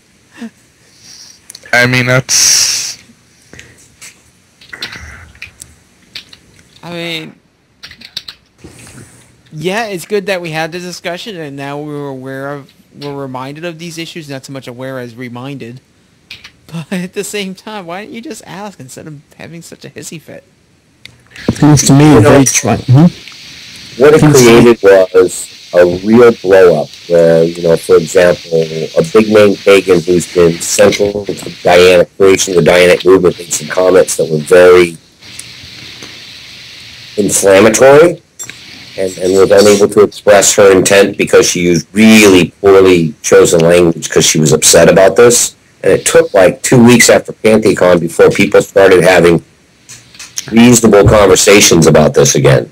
And it just kind of came across as, we've decided that we're going to make this the big issue now. And that rubbed a few people the wrong way. My 2 cents is if I would have read, I had never read the actual flyer, but I am personally interested in what would go into a Dianic ritual. Let's say I am definitely male, that either way, but the idea behind it, because sort of my path is the God, it's hard to remember. The theurgic. So I'm always looking for information on all religions, and I'd be interested in seeing this. Not necessarily in watching them do it, but having an idea, a discussion on their rituals, or even watching the ritual from an outside point of view. If you're looking to see how things work metaphysically and spiritually, I think that could have caused an issue too. I don't know. That's just me throwing in my. Then again, you always have the ritual that is done for the purpose of ritual, and some rituals are a lot more personal than others, and then sometimes you have the ritual that's for the sake of public observance. And I know there's a lot of people out there that don't like being observed during ritual. They won't. It's like having someone stand over your shoulder at work. You're doing stuff. Get out of my way and stop looking weird. If you try to watch me do a ritual, I will stab you. Some people who go to church and pray in church will not talk about what they prayed about in church because that's a communication between that person and their God. It's a very private relationship. For some people, rituals are the same way. It's a very private, personal interaction between the people and the gods. And they don't want it broadcast all over the place, what they said and what they did. And so for a great many people, what happens in ritual stays in ritual. I can respect that, but I'm also looking at the fact that, yes, I come from a Christian background, and almost any area you go to, you can tune into Sunday Mass on your radio station. There's masses from the Vatican that are broadcast worldwide. there's also other religious ceremonies that are broadcast worldwide over the radio, so on and so forth. So I understand with a lot of people's ideas on, yes, whenever I'm doing ritual or whenever you are personally doing ritual, you do not want to be observed. You do not want, it is your own private thing. But if you're doing something like that at a major gathering, the communication, I guess it goes back to communication. I think I see your point there. You're at a major event. You're already outside the expectation of privacy. Yeah. I don't know. I'm just not used to people having such a hissy fit about a ritual at a big event. So, mind if I continue my earlier thought experiment? So, shoot this full of holes for me, okay? Please, really try to shoot this full of holes, okay? Pew, pew, pew, pew, pew, pew. Okay, sorry. Now, so, big old brouhaha goes down. Can't go to ritual. Now, how long did it take those flyers to be handed out? I mean, what time was the ritual? Very next morning. And the ritual, we're going to assume, is sometime late in the evening? Yep. Okay, so... It was planned. Yeah, there's no office supply shop open that early. I'm gonna really try to jump out on a limb here, okay? Now we're gonna push the realms of possibility. It is possible that somebody had a laptop and a portable printer.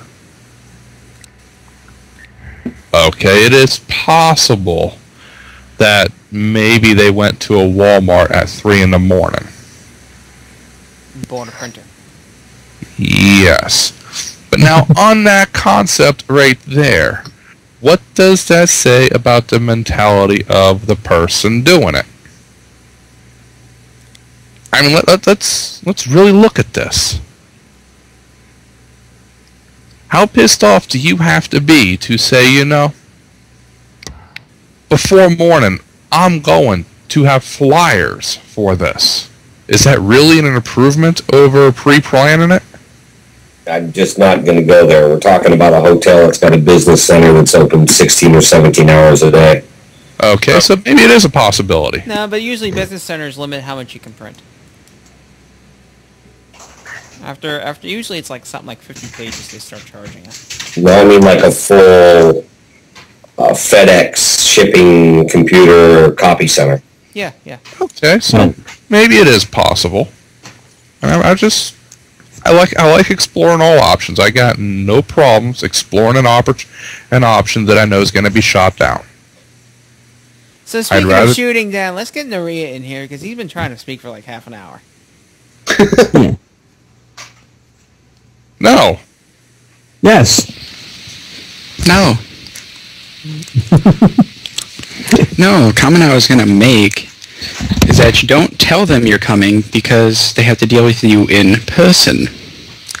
And they have to tell you no to your face. And on the topic of the flyers, they had flyers.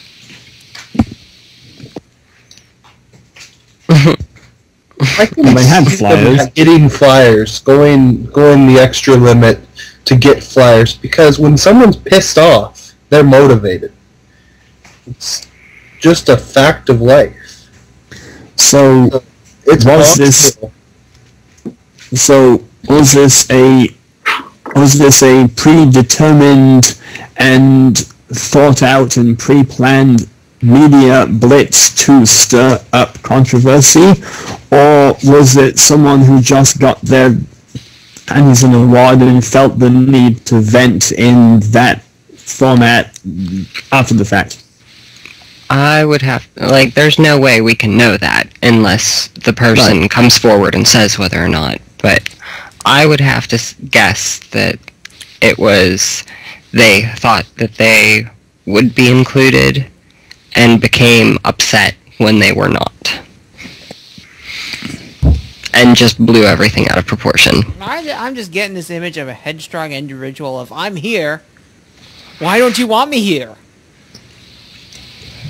You know, you must accept me. Yeah, that kind of crap that we see a lot, especially at interfaith events. You know, brought this up about what the motivations were, it was more about that question was escalatory and prevented a real good discussion in the community for a couple of weeks because people were so upset about it. I mean, the reality is the pagan community would like to think that we're very open-minded, but there are still vestiges of prejudice and hate and those kind of things even in our own community. And this is probably the most advanced civil rights issue that any community in the country is really talking about when they're talking about the full inclusion of transgendered people. And it's a credit to our community that we're talking about it.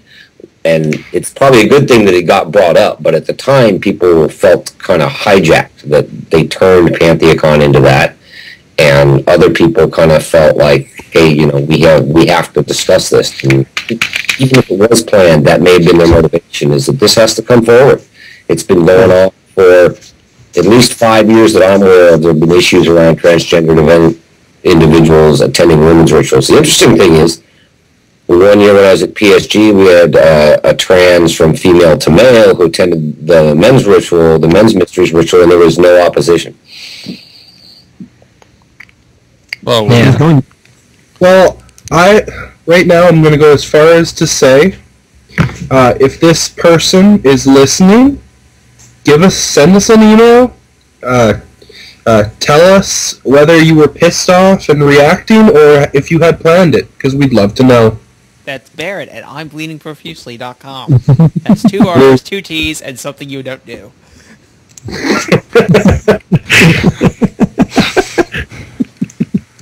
Funny. It's probably, I was about to say wrong, but it's probably unlikely that this person will be listening to a podcast about men's mysteries, but that's okay. So the people who did not want this person there wanted only people there who are genetically, biologically born, have the DNA female, I think, right? And there are some people as well who feel the need to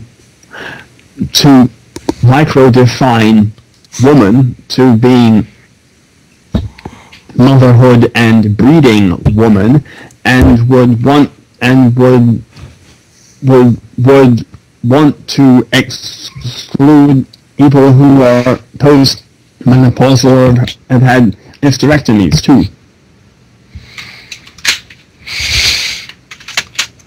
I like how we were trying to define what females are on the Pagan Men's podcast. Isn't that silly?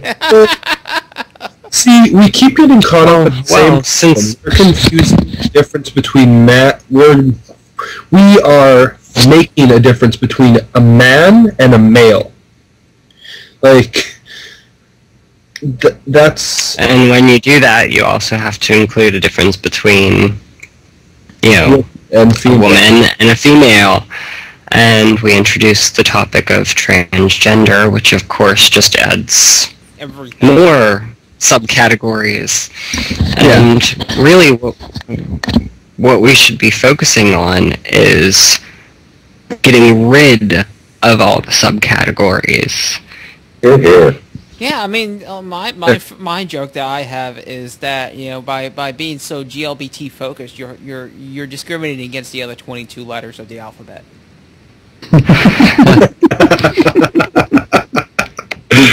I mean, there's a lot more to sexuality than straight and GLBT. Well, that's like what I've always said. A lot of my friends tell me that I am a homophobic gay, and that's because I disapprove of a lot of things that the culture does, because I wholeheartedly believe it is not a lifestyle. It's just who you sleep with.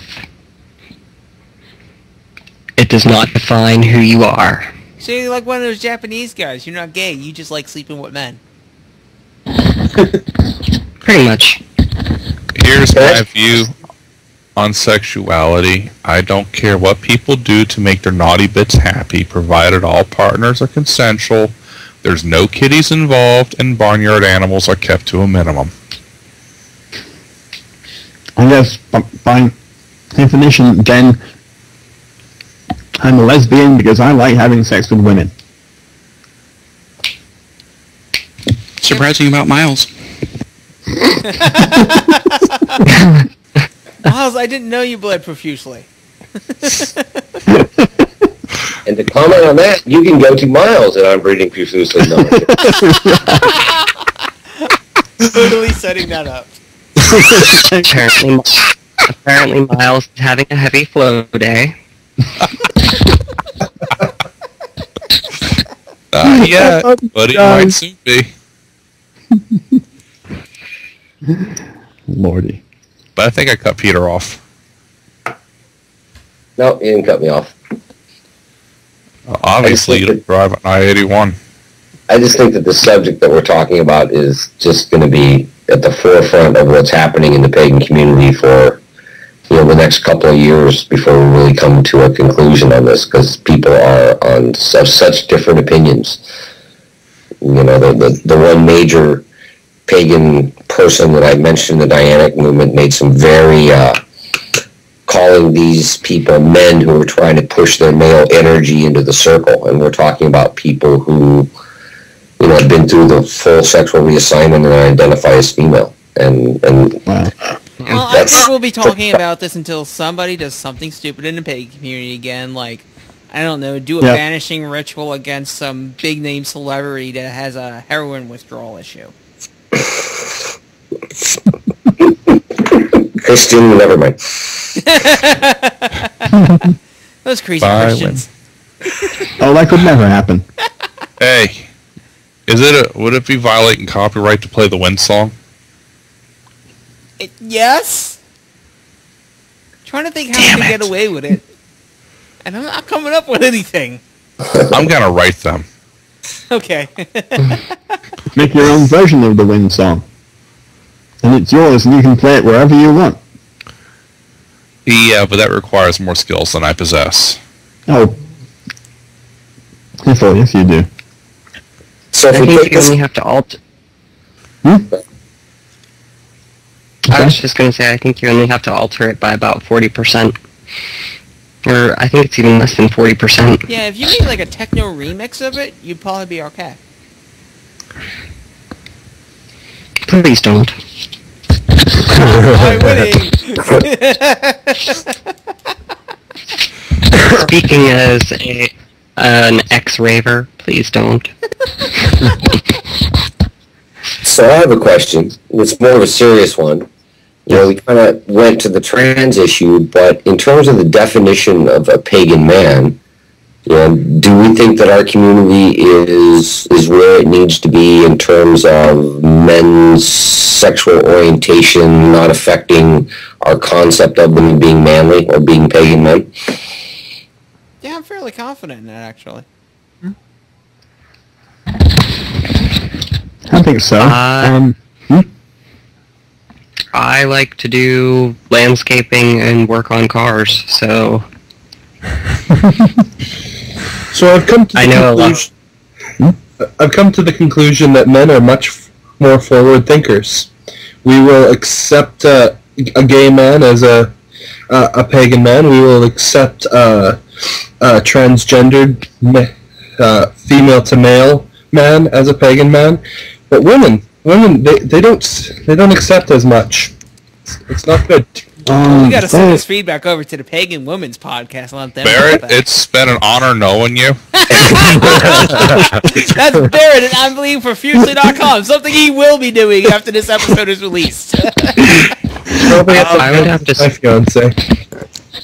have to say that women are more accepting of. Well, I actually think that many women, especially those who have been at this for a long time and got into paganism in the 60s and 70s and such, when there was such a social gender bias, still feel that the fight has to go on, and so they're still fighting these battles that they were involved in 20, 30 years ago, whereas women entering society now, especially young pagan women entering society now, people like Foster and Amber, example, will have much less problem accepting what we're talking about because they have not had the fight going on for 30 years. But I think also another thing to keep in mind is that pagan men are at the point that women were in general society about the 1950s. I mean, we're still at the point where sexual abuse as far as the legal system goes is, well, it's your fault, or why didn't you enjoy that, or why did you even report that, or you're such a sissy for reporting that. The sexual abuse against men is still very much it's coming out into daylight, but it's still something that's very much closeted, and there's definitely gender inequality as far as sexual abuse of men goes.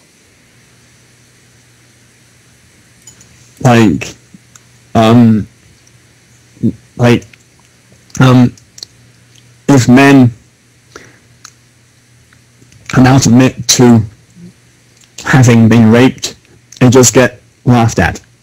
Yeah, I mean, it's not even something as extreme as that. It's something as simple as a bunch of women in an elevator pantsing a man. And they get their giggles out of it, and nobody ever says anything because...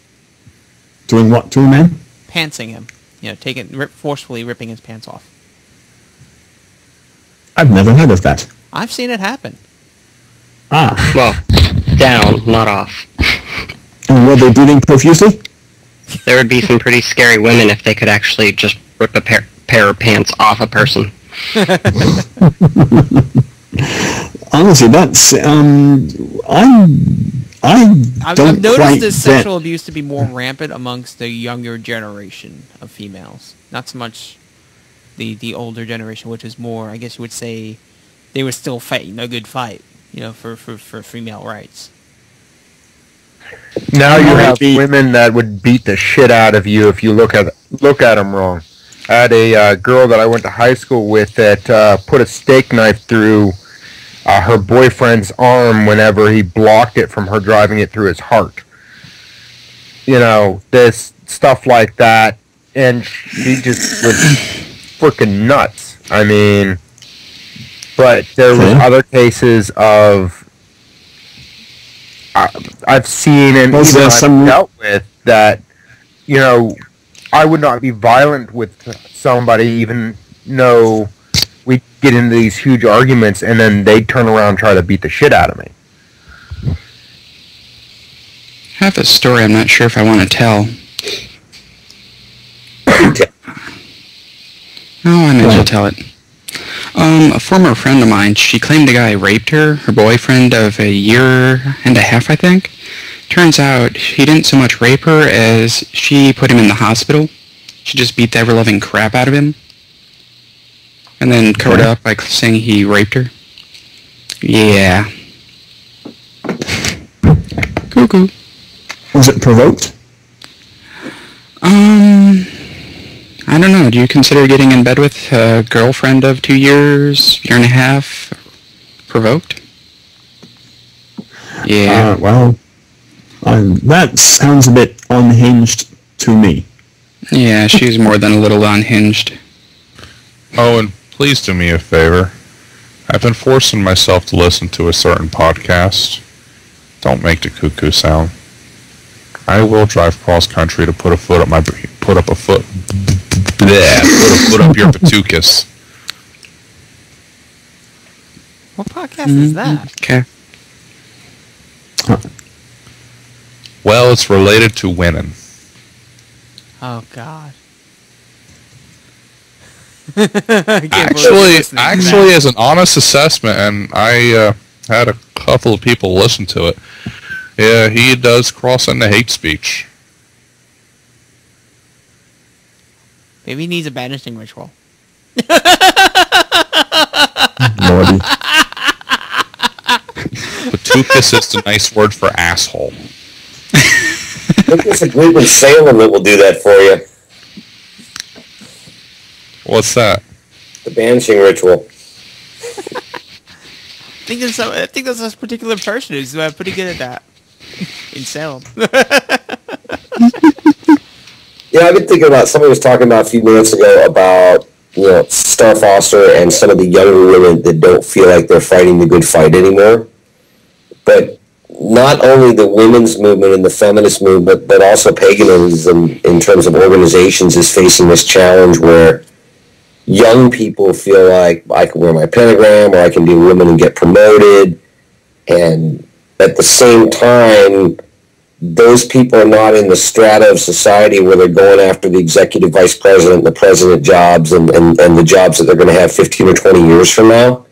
And I'm not convinced that society has truly changed that much. The fact that you can get, promoted from your job wherever you are working for Bed Bath and Beyond and make district manager being female, I don't think means that, the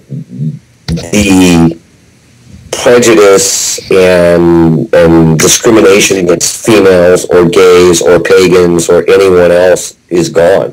It just means that, the change has begun. Oh, yeah. And it's called the Good Old Boy Club for a reason.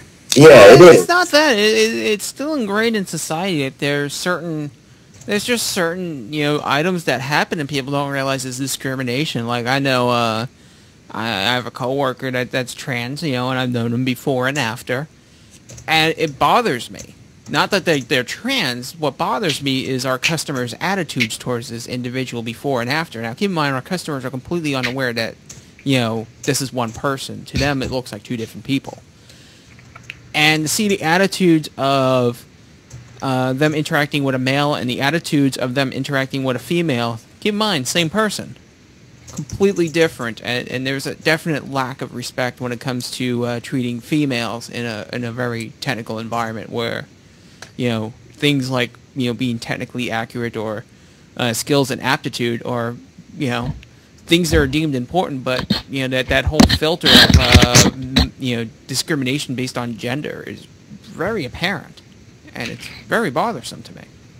Also, I think that there's an issue with everybody going the opposite, not everybody, but there's a push to go to the opposite end of the spectrum on that as over watching yourself, pushing for a female to go into a position over a male so it looks better PR-wise.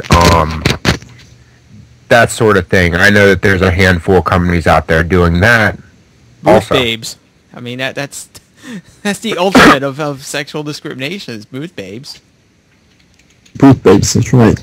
A bunch of years ago, I was working at a banquet hotel, and the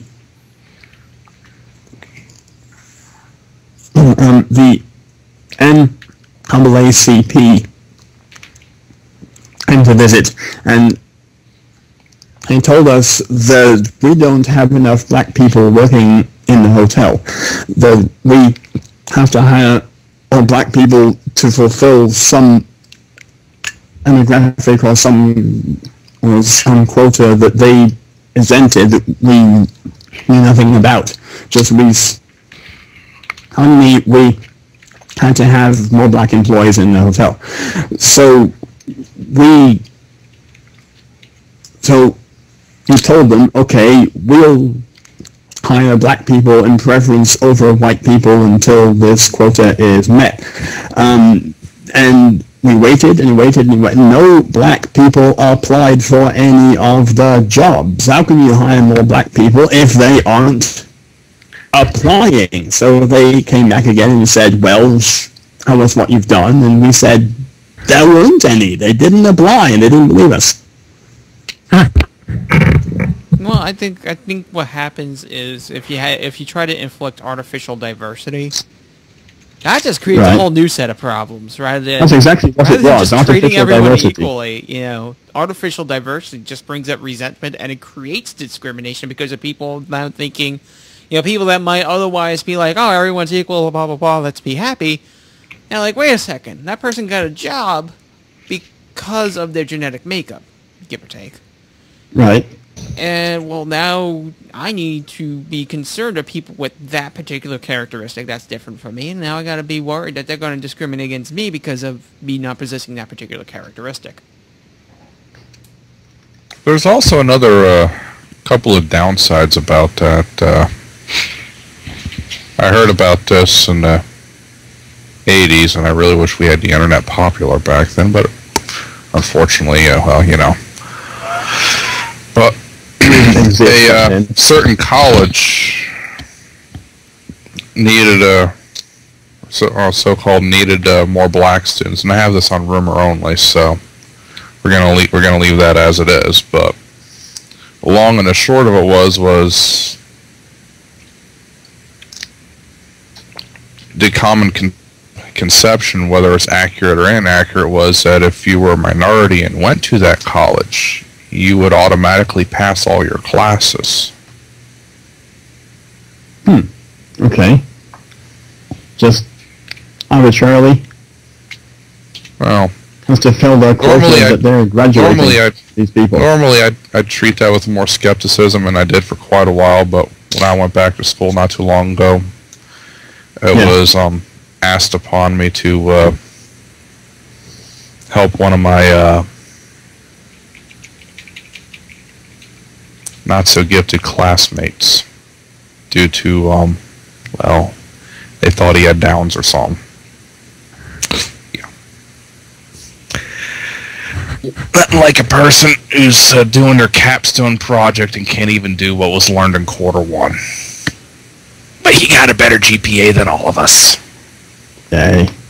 I had a woman that was mentally disturbed, and she would park wherever she wanted, including on the sidewalks, and drive on the sidewalks.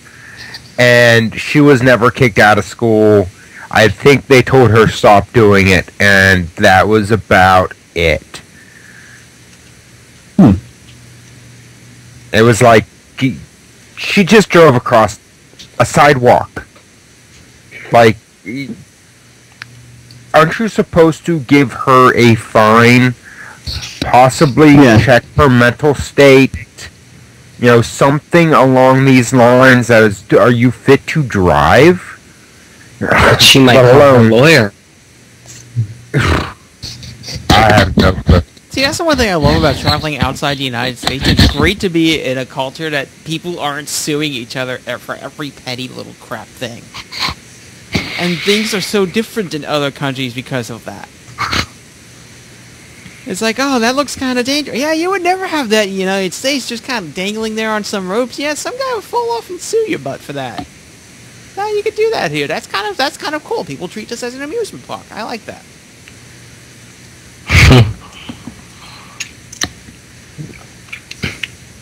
I've decided I'm slow. Y'all keep talking about something, and then I think about it for 5 minutes before I have something to say about it, and we're on another subject. But, yeah, I'm a little uncomfortable with, here we have a podcast with mainly white guys talking about reverse discrimination. And we're the ones that get paid more than women do for the same job, get paid more than blacks do for the same job, get paid more than any minority does for the same job. Actually, I'm a federal employee. Let's go there. Yeah, fine. But I mean, it just doesn't sit well with me.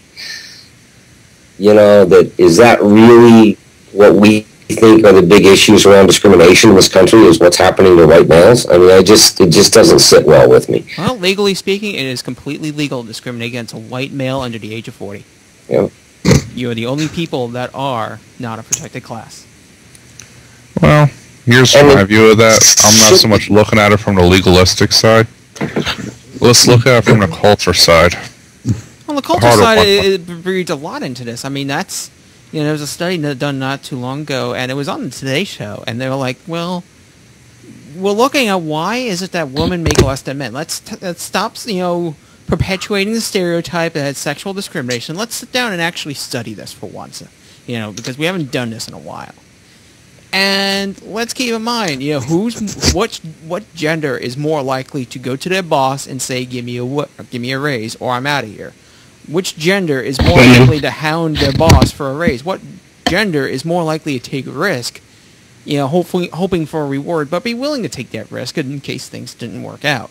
And time after time, it's always the men, and that's why men wind up making more money, is because they're taking the risk to demand a higher salary, whereas women are stereotypically and culturally more risk adverse. I don't think it's quite so much that. Hang on a second. I think it's more that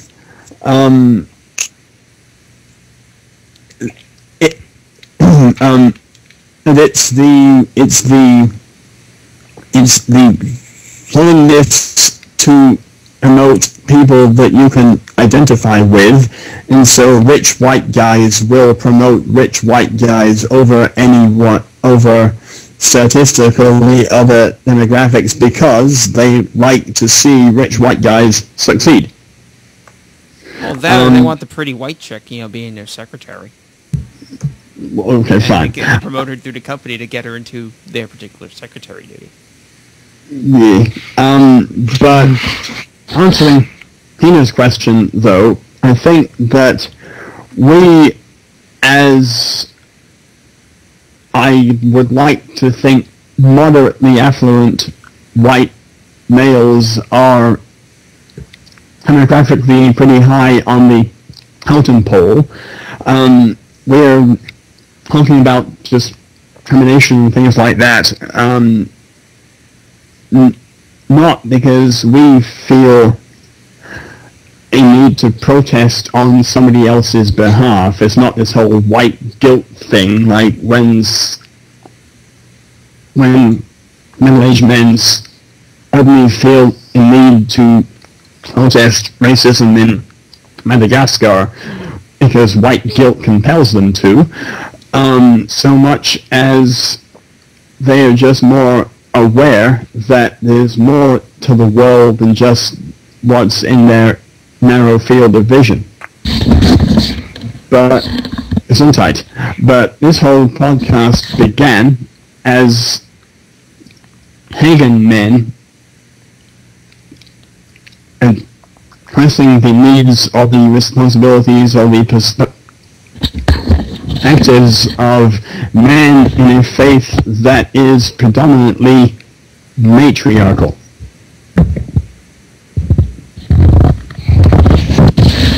What are you doing? Actually, don't answer that. Do answer that, baby. Are you bleeding profusely now? Doing? You! Who? Saturn, what are you No. doing? Bloody god-awful bunch of Noahs, sound like you were trying to move a filing cabinet across a stone floor. I was sliding my headset back into place. I had kind of slipped it off my ears a little because the static was making me get dizzy. Wow. Okay. I'm very sensitive to certain frequencies of sound. I had to, sorry. That's just annoying. That's not just annoying. There are some nights Audacity real quick. There are some nights that I will be reading and I will have to get up and go to the kitchen and unplug the refrigerator because of the hum. No worries, I'm just the dog. But, yeah, Okay. so I was getting disoriented, so I slid the headset up off of my ears, and when I slid it back down, I guess the mic was picking up my hair running across it. Well, here's one. Understand. And here's a challenge I'd like to put forth. Okay. Now, I believe in leading by example. That's a pretty bad example. I wish you'd explain that theory. I wish you'd explain that theory to most of management in the world. Well, leading by example works out very well normally. Not always, but normally, at least on a micro scale. It works out a lot better than... On a really big macro scale, but the whole area in between it don't really seem to work so well. But I was thinking about this. Here's the challenge. I'd like to put forth the pagan men and girly girls, if they so choose. When it comes to the whole prejudice, race, religion, all those other fun issues, let's lead by example. Well, my thing is, don't bitch about it. Do something about it. Call up your local ACLU. Contact the Women's Rights League. Contact whoever can represent you and get something fixed. Hell, if it's at work, let's start small. Go to your HR team, and they're supposed to help you with this stuff. See, I feel that, gathering groups together to demonstrate and, sending mass letters and everything, I really think that's the wrong way to go. It goes back to the riot thing again. Do you want to just make a loud noise and piss everyone off, or do you want to actually get something discussed and fixed? Well, for the next 5 years, every time this issue comes up, at least, people are going to remember back to the whole Kaya thing, and they're going to remember it started with controversy. Everything starts with controversy. It started, but the controversy that I'm referring to is questionable intentions. Yes. But, because if, and we're just going off an if here for a moment, if that was staged, they might have got their point across, but that was at somebody else's expense. Yes, their point may have been received, but it was received negatively. And that's what happens a lot whenever people try to get together and force a change. Everyone... Well, I mean, let's say that there was, okay. Let's say hypothetically that you have a group. And somebody decides that, well, you have a group that's gathering, and I know your policies, so I'm going to use your group to set a stage for my example, and not caring about what this is doing to your group. That's not leading by example, and that's unethical. Extremely unethical. Okay. That's something that's being overlooked. Well, only by the group that's being exploited. Okay. Now, yeah, if they had flyers printed out beforehand, whatever, I don't really care. Okay.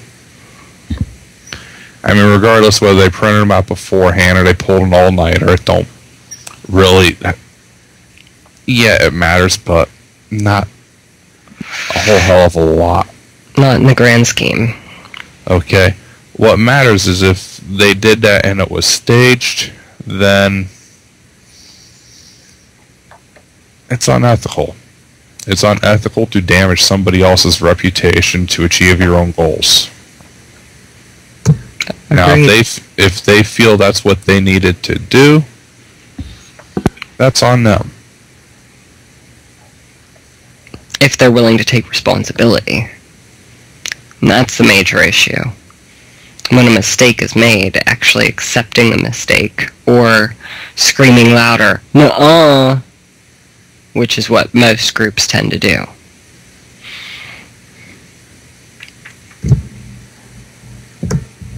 Can I throw out something going back to what I think it was Peter that said about the a bunch of white guys sitting around saying about unequal whatever, or unequal treatment.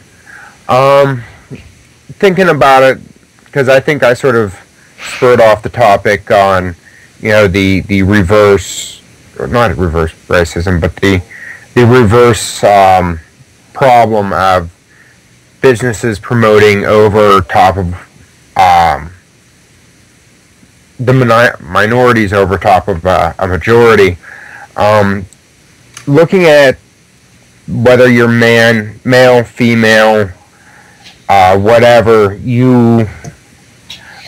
the human race is more apt to dislike somebody of different ideas, whether it is different culture, different skin color, different sex. That is sort of something that it's not just in us, but it's also in a certain amount of animals. And I have noticed that, interesting side note, that I think males are more likely to go, who are you? What are you doing in my area? This is our group. Whether it's to a female, whether it's to somebody of another ethnic culture, or even if it's somebody of your own gender, ethnicity, everything else. Males are more likely to be, who are you? What are you? Are you the same as us? Where are you the same? But once we get past that, I find that either A, you have had so much negatively drilled into your head that you just don't get past it, or sort of like how my grandfather was. My grandfather always said that he was the only person in the world that it wasn't racist. He hated everybody equally. And if you knew my grandfather, you'd almost agree with it. He was sort of lying to himself to a small degree. But I also saw him get along with everyone. There was very, very few people he did not get along with. And normally the ones that he didn't get along with is because he had a history with them. And look at male groups. We are also more likely to take in a female into our group. She's just one of the guys. But whenever something offends us, we definitely are one of the biggest ones to speak out against it. So that's sort of an interesting two-way street. I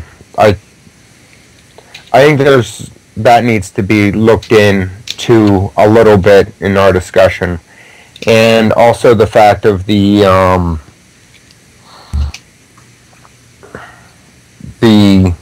preferential treatment, I think, has gotten a lot better on both sides. It just depends on what company you're dealing with, what leadership you're dealing with, and also what region of the country you're dealing with, what that specific culture that you're living in is like. It also ties back into the other ideals of, if you're in a culture where it's still a lot of manual labor, normally females do the secretary work, the cooking in diners or serving in diners, and the males are doing more of mill work, whatever else. You see, coming into this new era where there is more jobs that both sexes can do, you'll still see men taking over the harder positions, because that's where the culture has been sitting for the past 75 to 200 years, if that makes sense.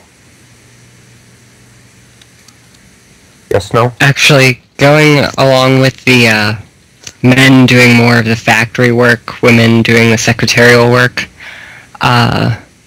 a few years ago, I joined a couple of temp agencies, and, I took all their tests and got my scores, and my test showed that I was very, very good at the secretarial work. I had great short-term memory, good fast typing skills, but they would not suggest my name to any businesses for secretarial work. Because I was a guy, the only calls I received were for factory or construction work.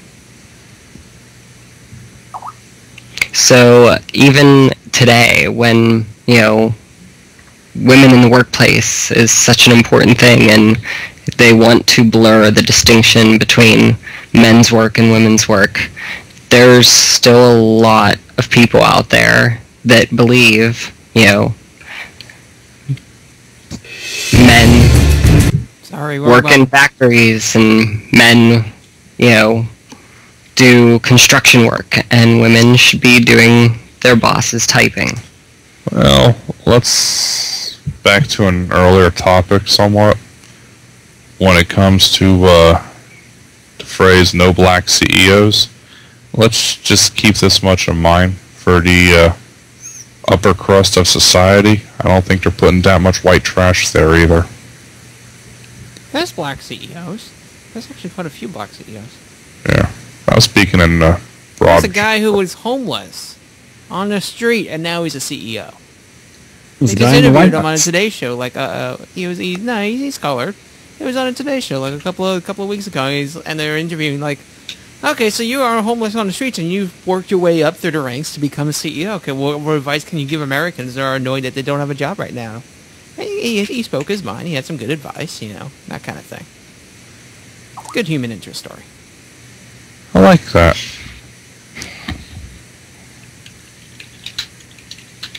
See? There is good things happening in the world. You just gotta tune into it a little. No, TV depresses me.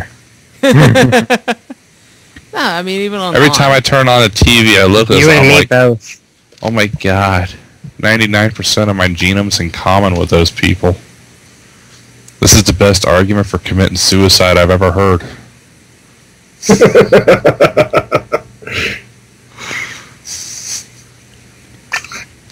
I kind of like the Onion and their parody of 24-hour news, which I think is kind of the driving force behind our new Pagan News project, where we don't want to be 24 hours, because then you'll get stories like some bullshit is happening somewhere. And the Onion had a great thing. Let me find it on YouTube while you all start talking about hair. Let's talk about haircuts finally. I'm bald. Next. No. Well, that I means have you just too shave much your hair. head.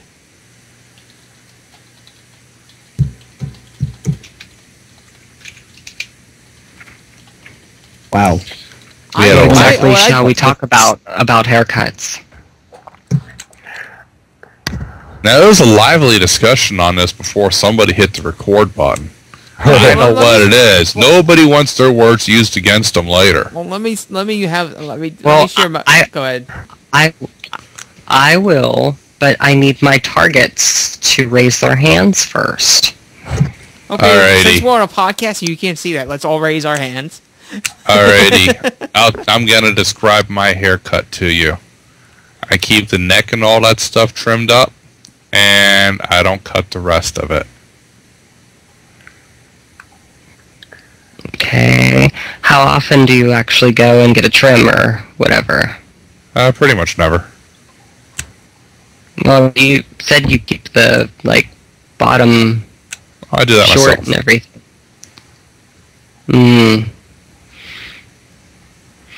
I see. Here's an interest. Can I throw this out looking... I know I go back to more of a worldwide overview on things, but... I'm bringing my scissors with me for a powwow. Yeah.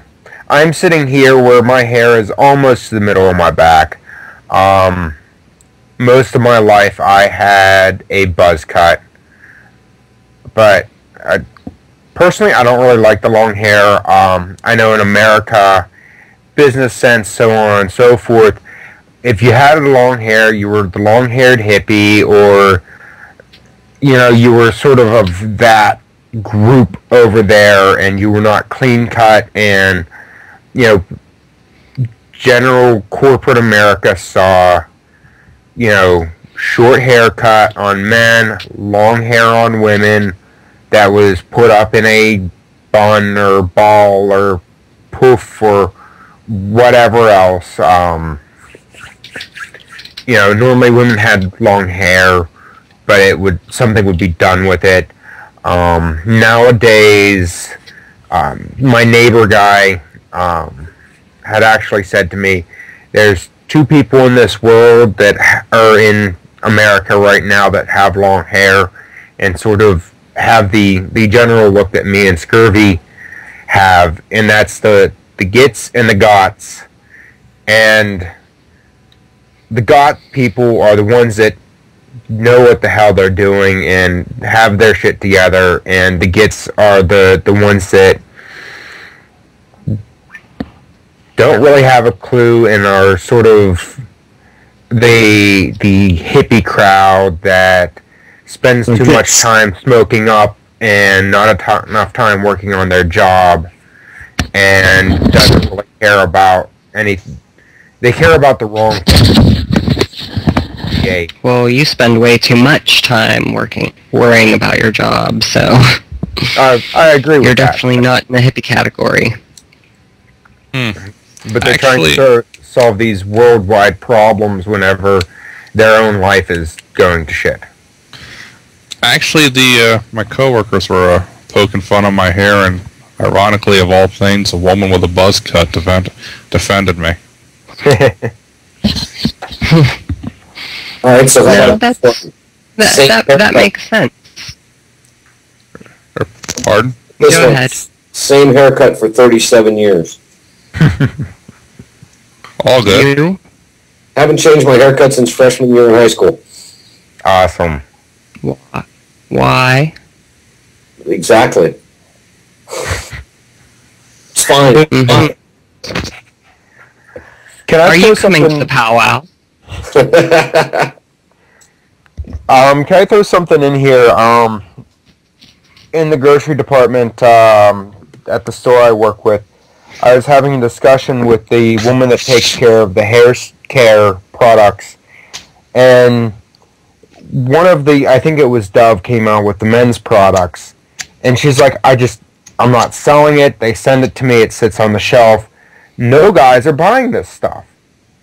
And I look at her, I'm like, my dad still uses the same style bar of soap that he did 20 years ago. Men, they get their product whenever they're in their high school. They get their style, and we pretty much keep it. Yeah, yeah, we don't... If we find something that we like, we do not see a need to try other things. And I tried to explain that to her, and she, after about a 10-minute conversation, she finally got it. But, it's going off of Peter's defense here is that, this is it's a normal thing for guys. Like, I have my goatee, and I've been growing my goatee, trimming it, of course, but it's what I do. I hear scissors somewhere in the background. So. That would be me. Saturn is going to cost us and trim all our hair. Yeah. Well, except for Barry. Yes. Oh, we have a month. Yeah. The last time I was bald, the next 3 months of my life sucked ass. It was fun, though. Also, if you look at other cultures, the idea of the warrior's knot or the Japanese style, the men always wore long hair. Most tribal communities, men had long hair. It seems like the more modernized world, men wear their hair short, and that comes from the military training from the Greece, and other stuff, basically, so whenever you're in battle, they couldn't grab your hair, yank your head back, and slice your throat, or scalp you, or whatever the time of war was, and that was the soldier's haircut was short, coming more from the Romans and the Greeks and going into the Christian times and into Europe, so on and so forth. And then the longer hair is more of a tribal, or actually I think it's more likely for a pagan man to have longer hair, because that's sort of where our culture goes back to, I guess. Sort of a weird coalition or relation there.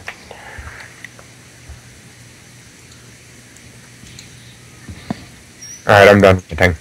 I think in my case, I'm just too lazy to get a cut. Well, I just do the buzz cut thing, but what I do is I go to a nice manly themed sports themed haircut place chain that we have here in Houston, and all the barbers are female, which is cool. But the reason I love this place so much is that you can get like a haircut massage special for like $22. And they'll massage your scalp and everything. Well, not everything. And rub their boobies on your head.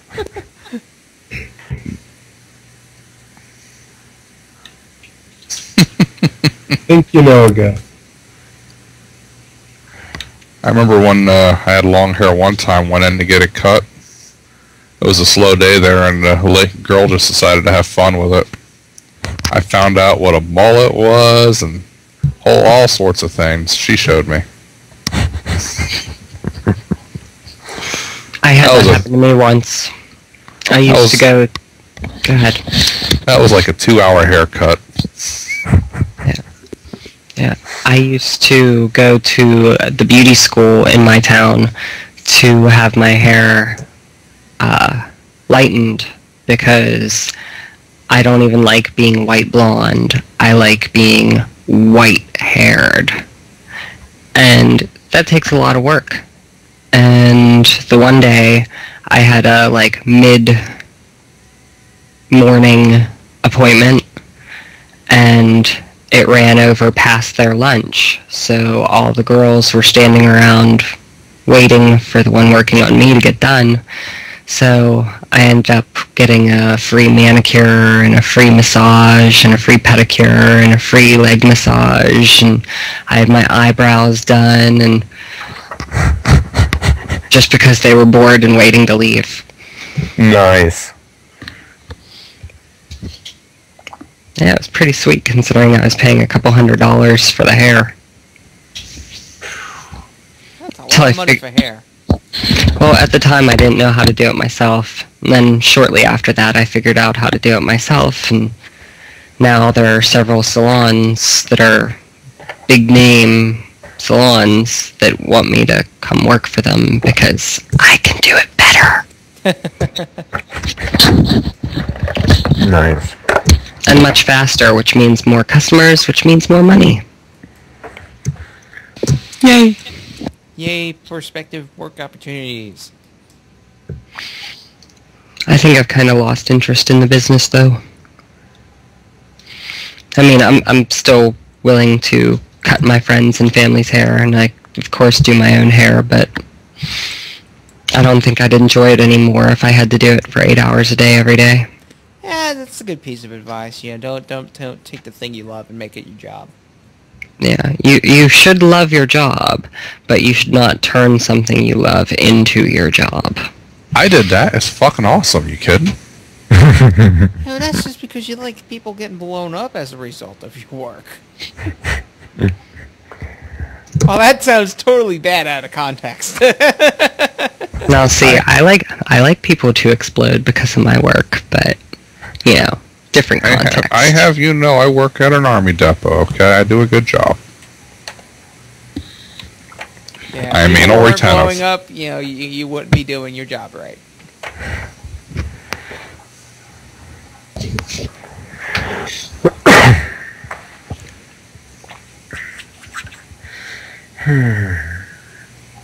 I just figured Scurvy just liked making things work.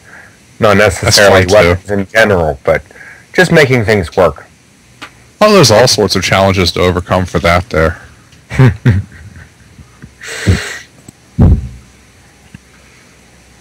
I don't think we've heard from the rear on this topic yet. No, you haven't. You want to know how my hair is, or? Yeah, whatever. Oh, I'm really simple. I like a number 3 guard. I like it short in the front. Did I say number 3? Yeah, you did. Oh my god, why did I say 3? It looks horrendous with a 3. I like a 4. My bad. No sideburns, and it's simple. Hey, that sounds like my haircut used to be. This is getting too metrosexual.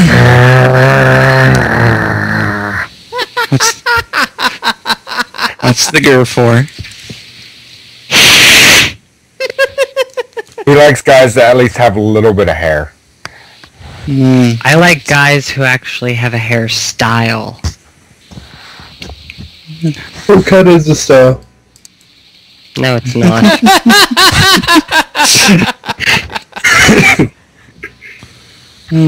Barrett has turtle wax as a style. Now see, Chrome dome.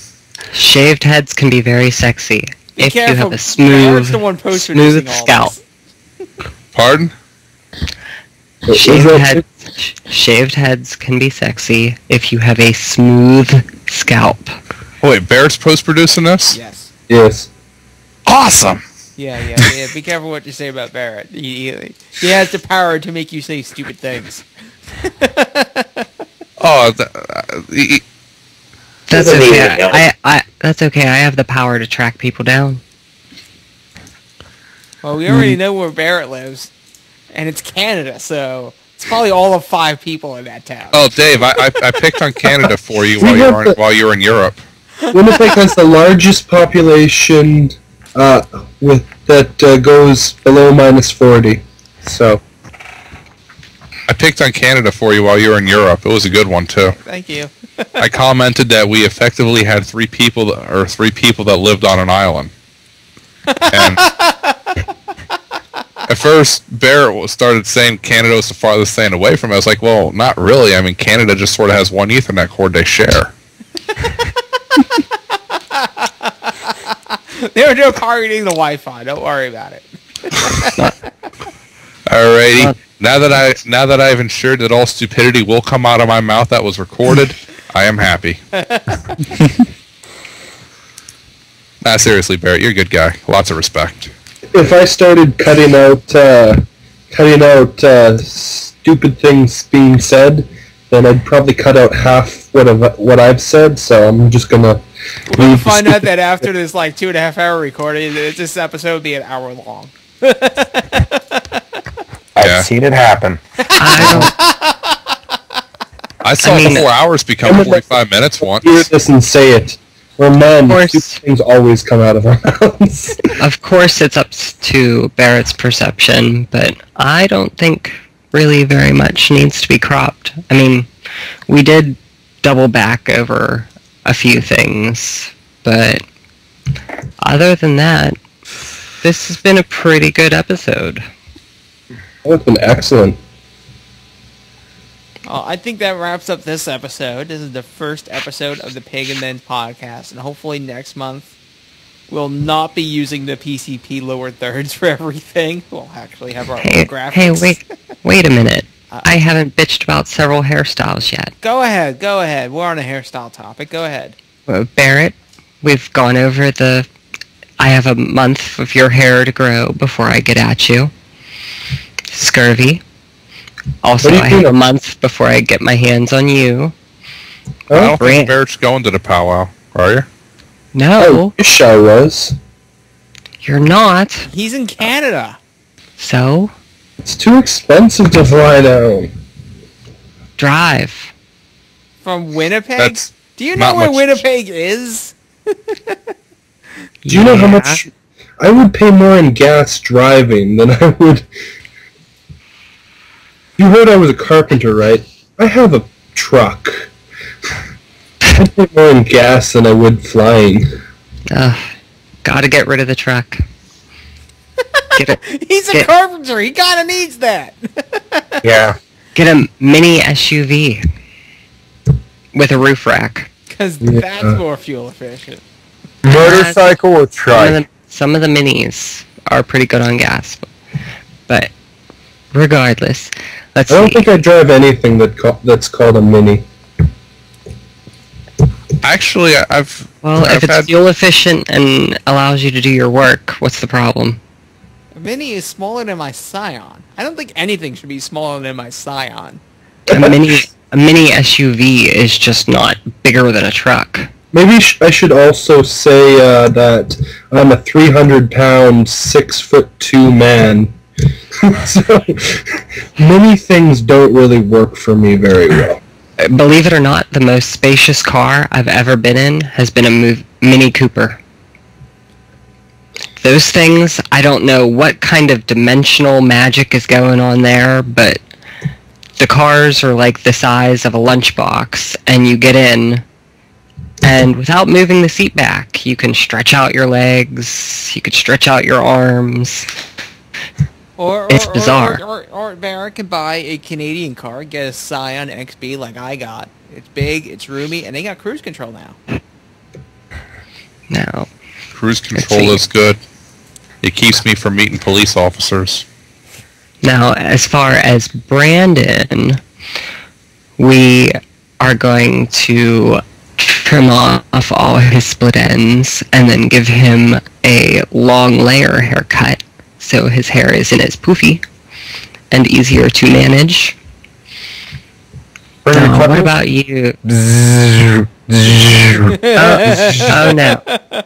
No. There will be no clippers involved. There will be scissors and thinning shears, and that is all. What's the difference between a clipper? I mean, a scissor and a thinning shear. Picture a picket fence with a guillotine above it. Oh, those things. Okay, I know what you're talking about. It only cuts certain sections of hair in the piece you're holding. Yeah. And, yeah, we're just gonna smooth you out and neaten you up a bit. Now, Dave, you said you always get the same, like, 3 on the side, 4 on top. Yeah, 4 on top, 3.5 on the sides. Don't fuck with your hair between now and the trip. Don't worry, I'll let you fuck with it, and then I'll get it cut afterwards. Oh, come on, Dave. You might like try something new every day. Does that mean that I'm gonna have to break both your hands and wire your jaw shut? No, because they have writing pads at the haircut place I go to. That's why I break both your hands. Yeah, but you just cross your arms and put a pencil in between, you're good. I just got an email related to podcasting business. Uh-oh. We were invited to Pagan Podkin Super Moot. Oh, that thing, yeah. Yeah. In Salem, Massachusetts. And you know who else was sent to that email? Yeah. Yeah, look at the the last email address on there. Yep. Who else? I don't the person who likes have the binding access to the email. On celebrities. Which would be? The media whore guy. Christian Day. Still don't know. I try to avoid pop culture. He has his own tag on Wild Hunt. Go read up. What's Wild Hunt? Are you a pagan? I approve. He is not a techno-pagan. Nods and smiles at everyone else as I quickly walk away. Saturn, Wild Hunt's actually pretty cool. It's pagan news. It's not any path. It's not any, sparkly stuff. It's just raw pagan news. It's pretty cool. See, I use a slightly different method for getting my news. Okay, there's about 3 people whose Facebooks I follow, and if they post something there, that's what I read. What's the address? Is it wildhunt.org? Wildhunt.org/blog. You just Google the Wild Hunt; it'll get you there. You just Google Wild Hunt. Check it out. But now, one last thing. What about, Maria? Will you be coming for the powwow? Nope, too far. It's not too far. We've got people coming from all over the country. I live out further away than you do. He has a job. Yeah, good point. Very good point. Okay, yeah, the job helps. Although I really don't make any money at the job. I rely on the trust fund for the money. So I'm not planning on showing up to this. The powwow? No, the whole other Like, thing. you're my right there. I'll be down for that. Yeah, I was gonna say. Yeah, I wasn't planning on going, but that has to do everything with it being in Salem, and I've been there once, and I swore to never go there ever again. That place makes me want to punch people. People drive like nut jobs. The road construction is stupid, because they'll just randomly shut down a highway and not give you any directions, and the people there piss me off. So, this Wild Hunt is advertising an event in Salem?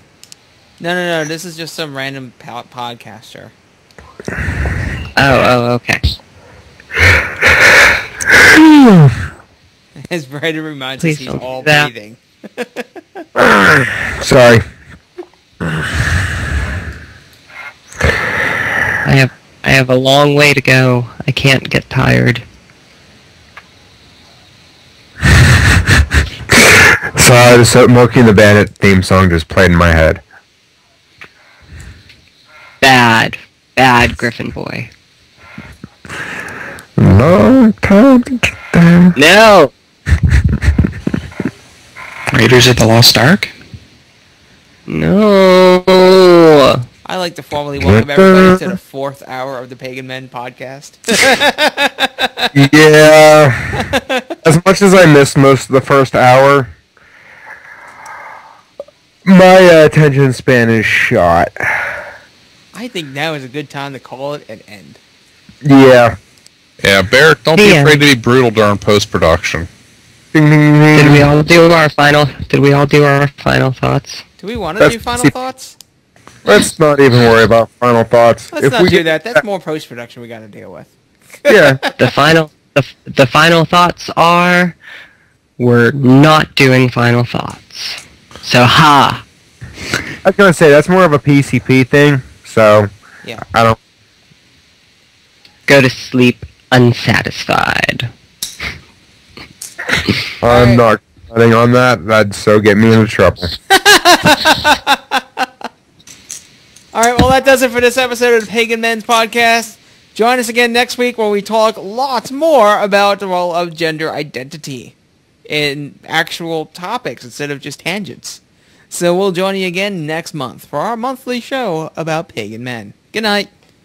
Night. Good night. Good night. Jared, if you can edit that out for me, I would really appreciate it. Bye-bye. Bye-bye now. Recording is ended. Bye-bye.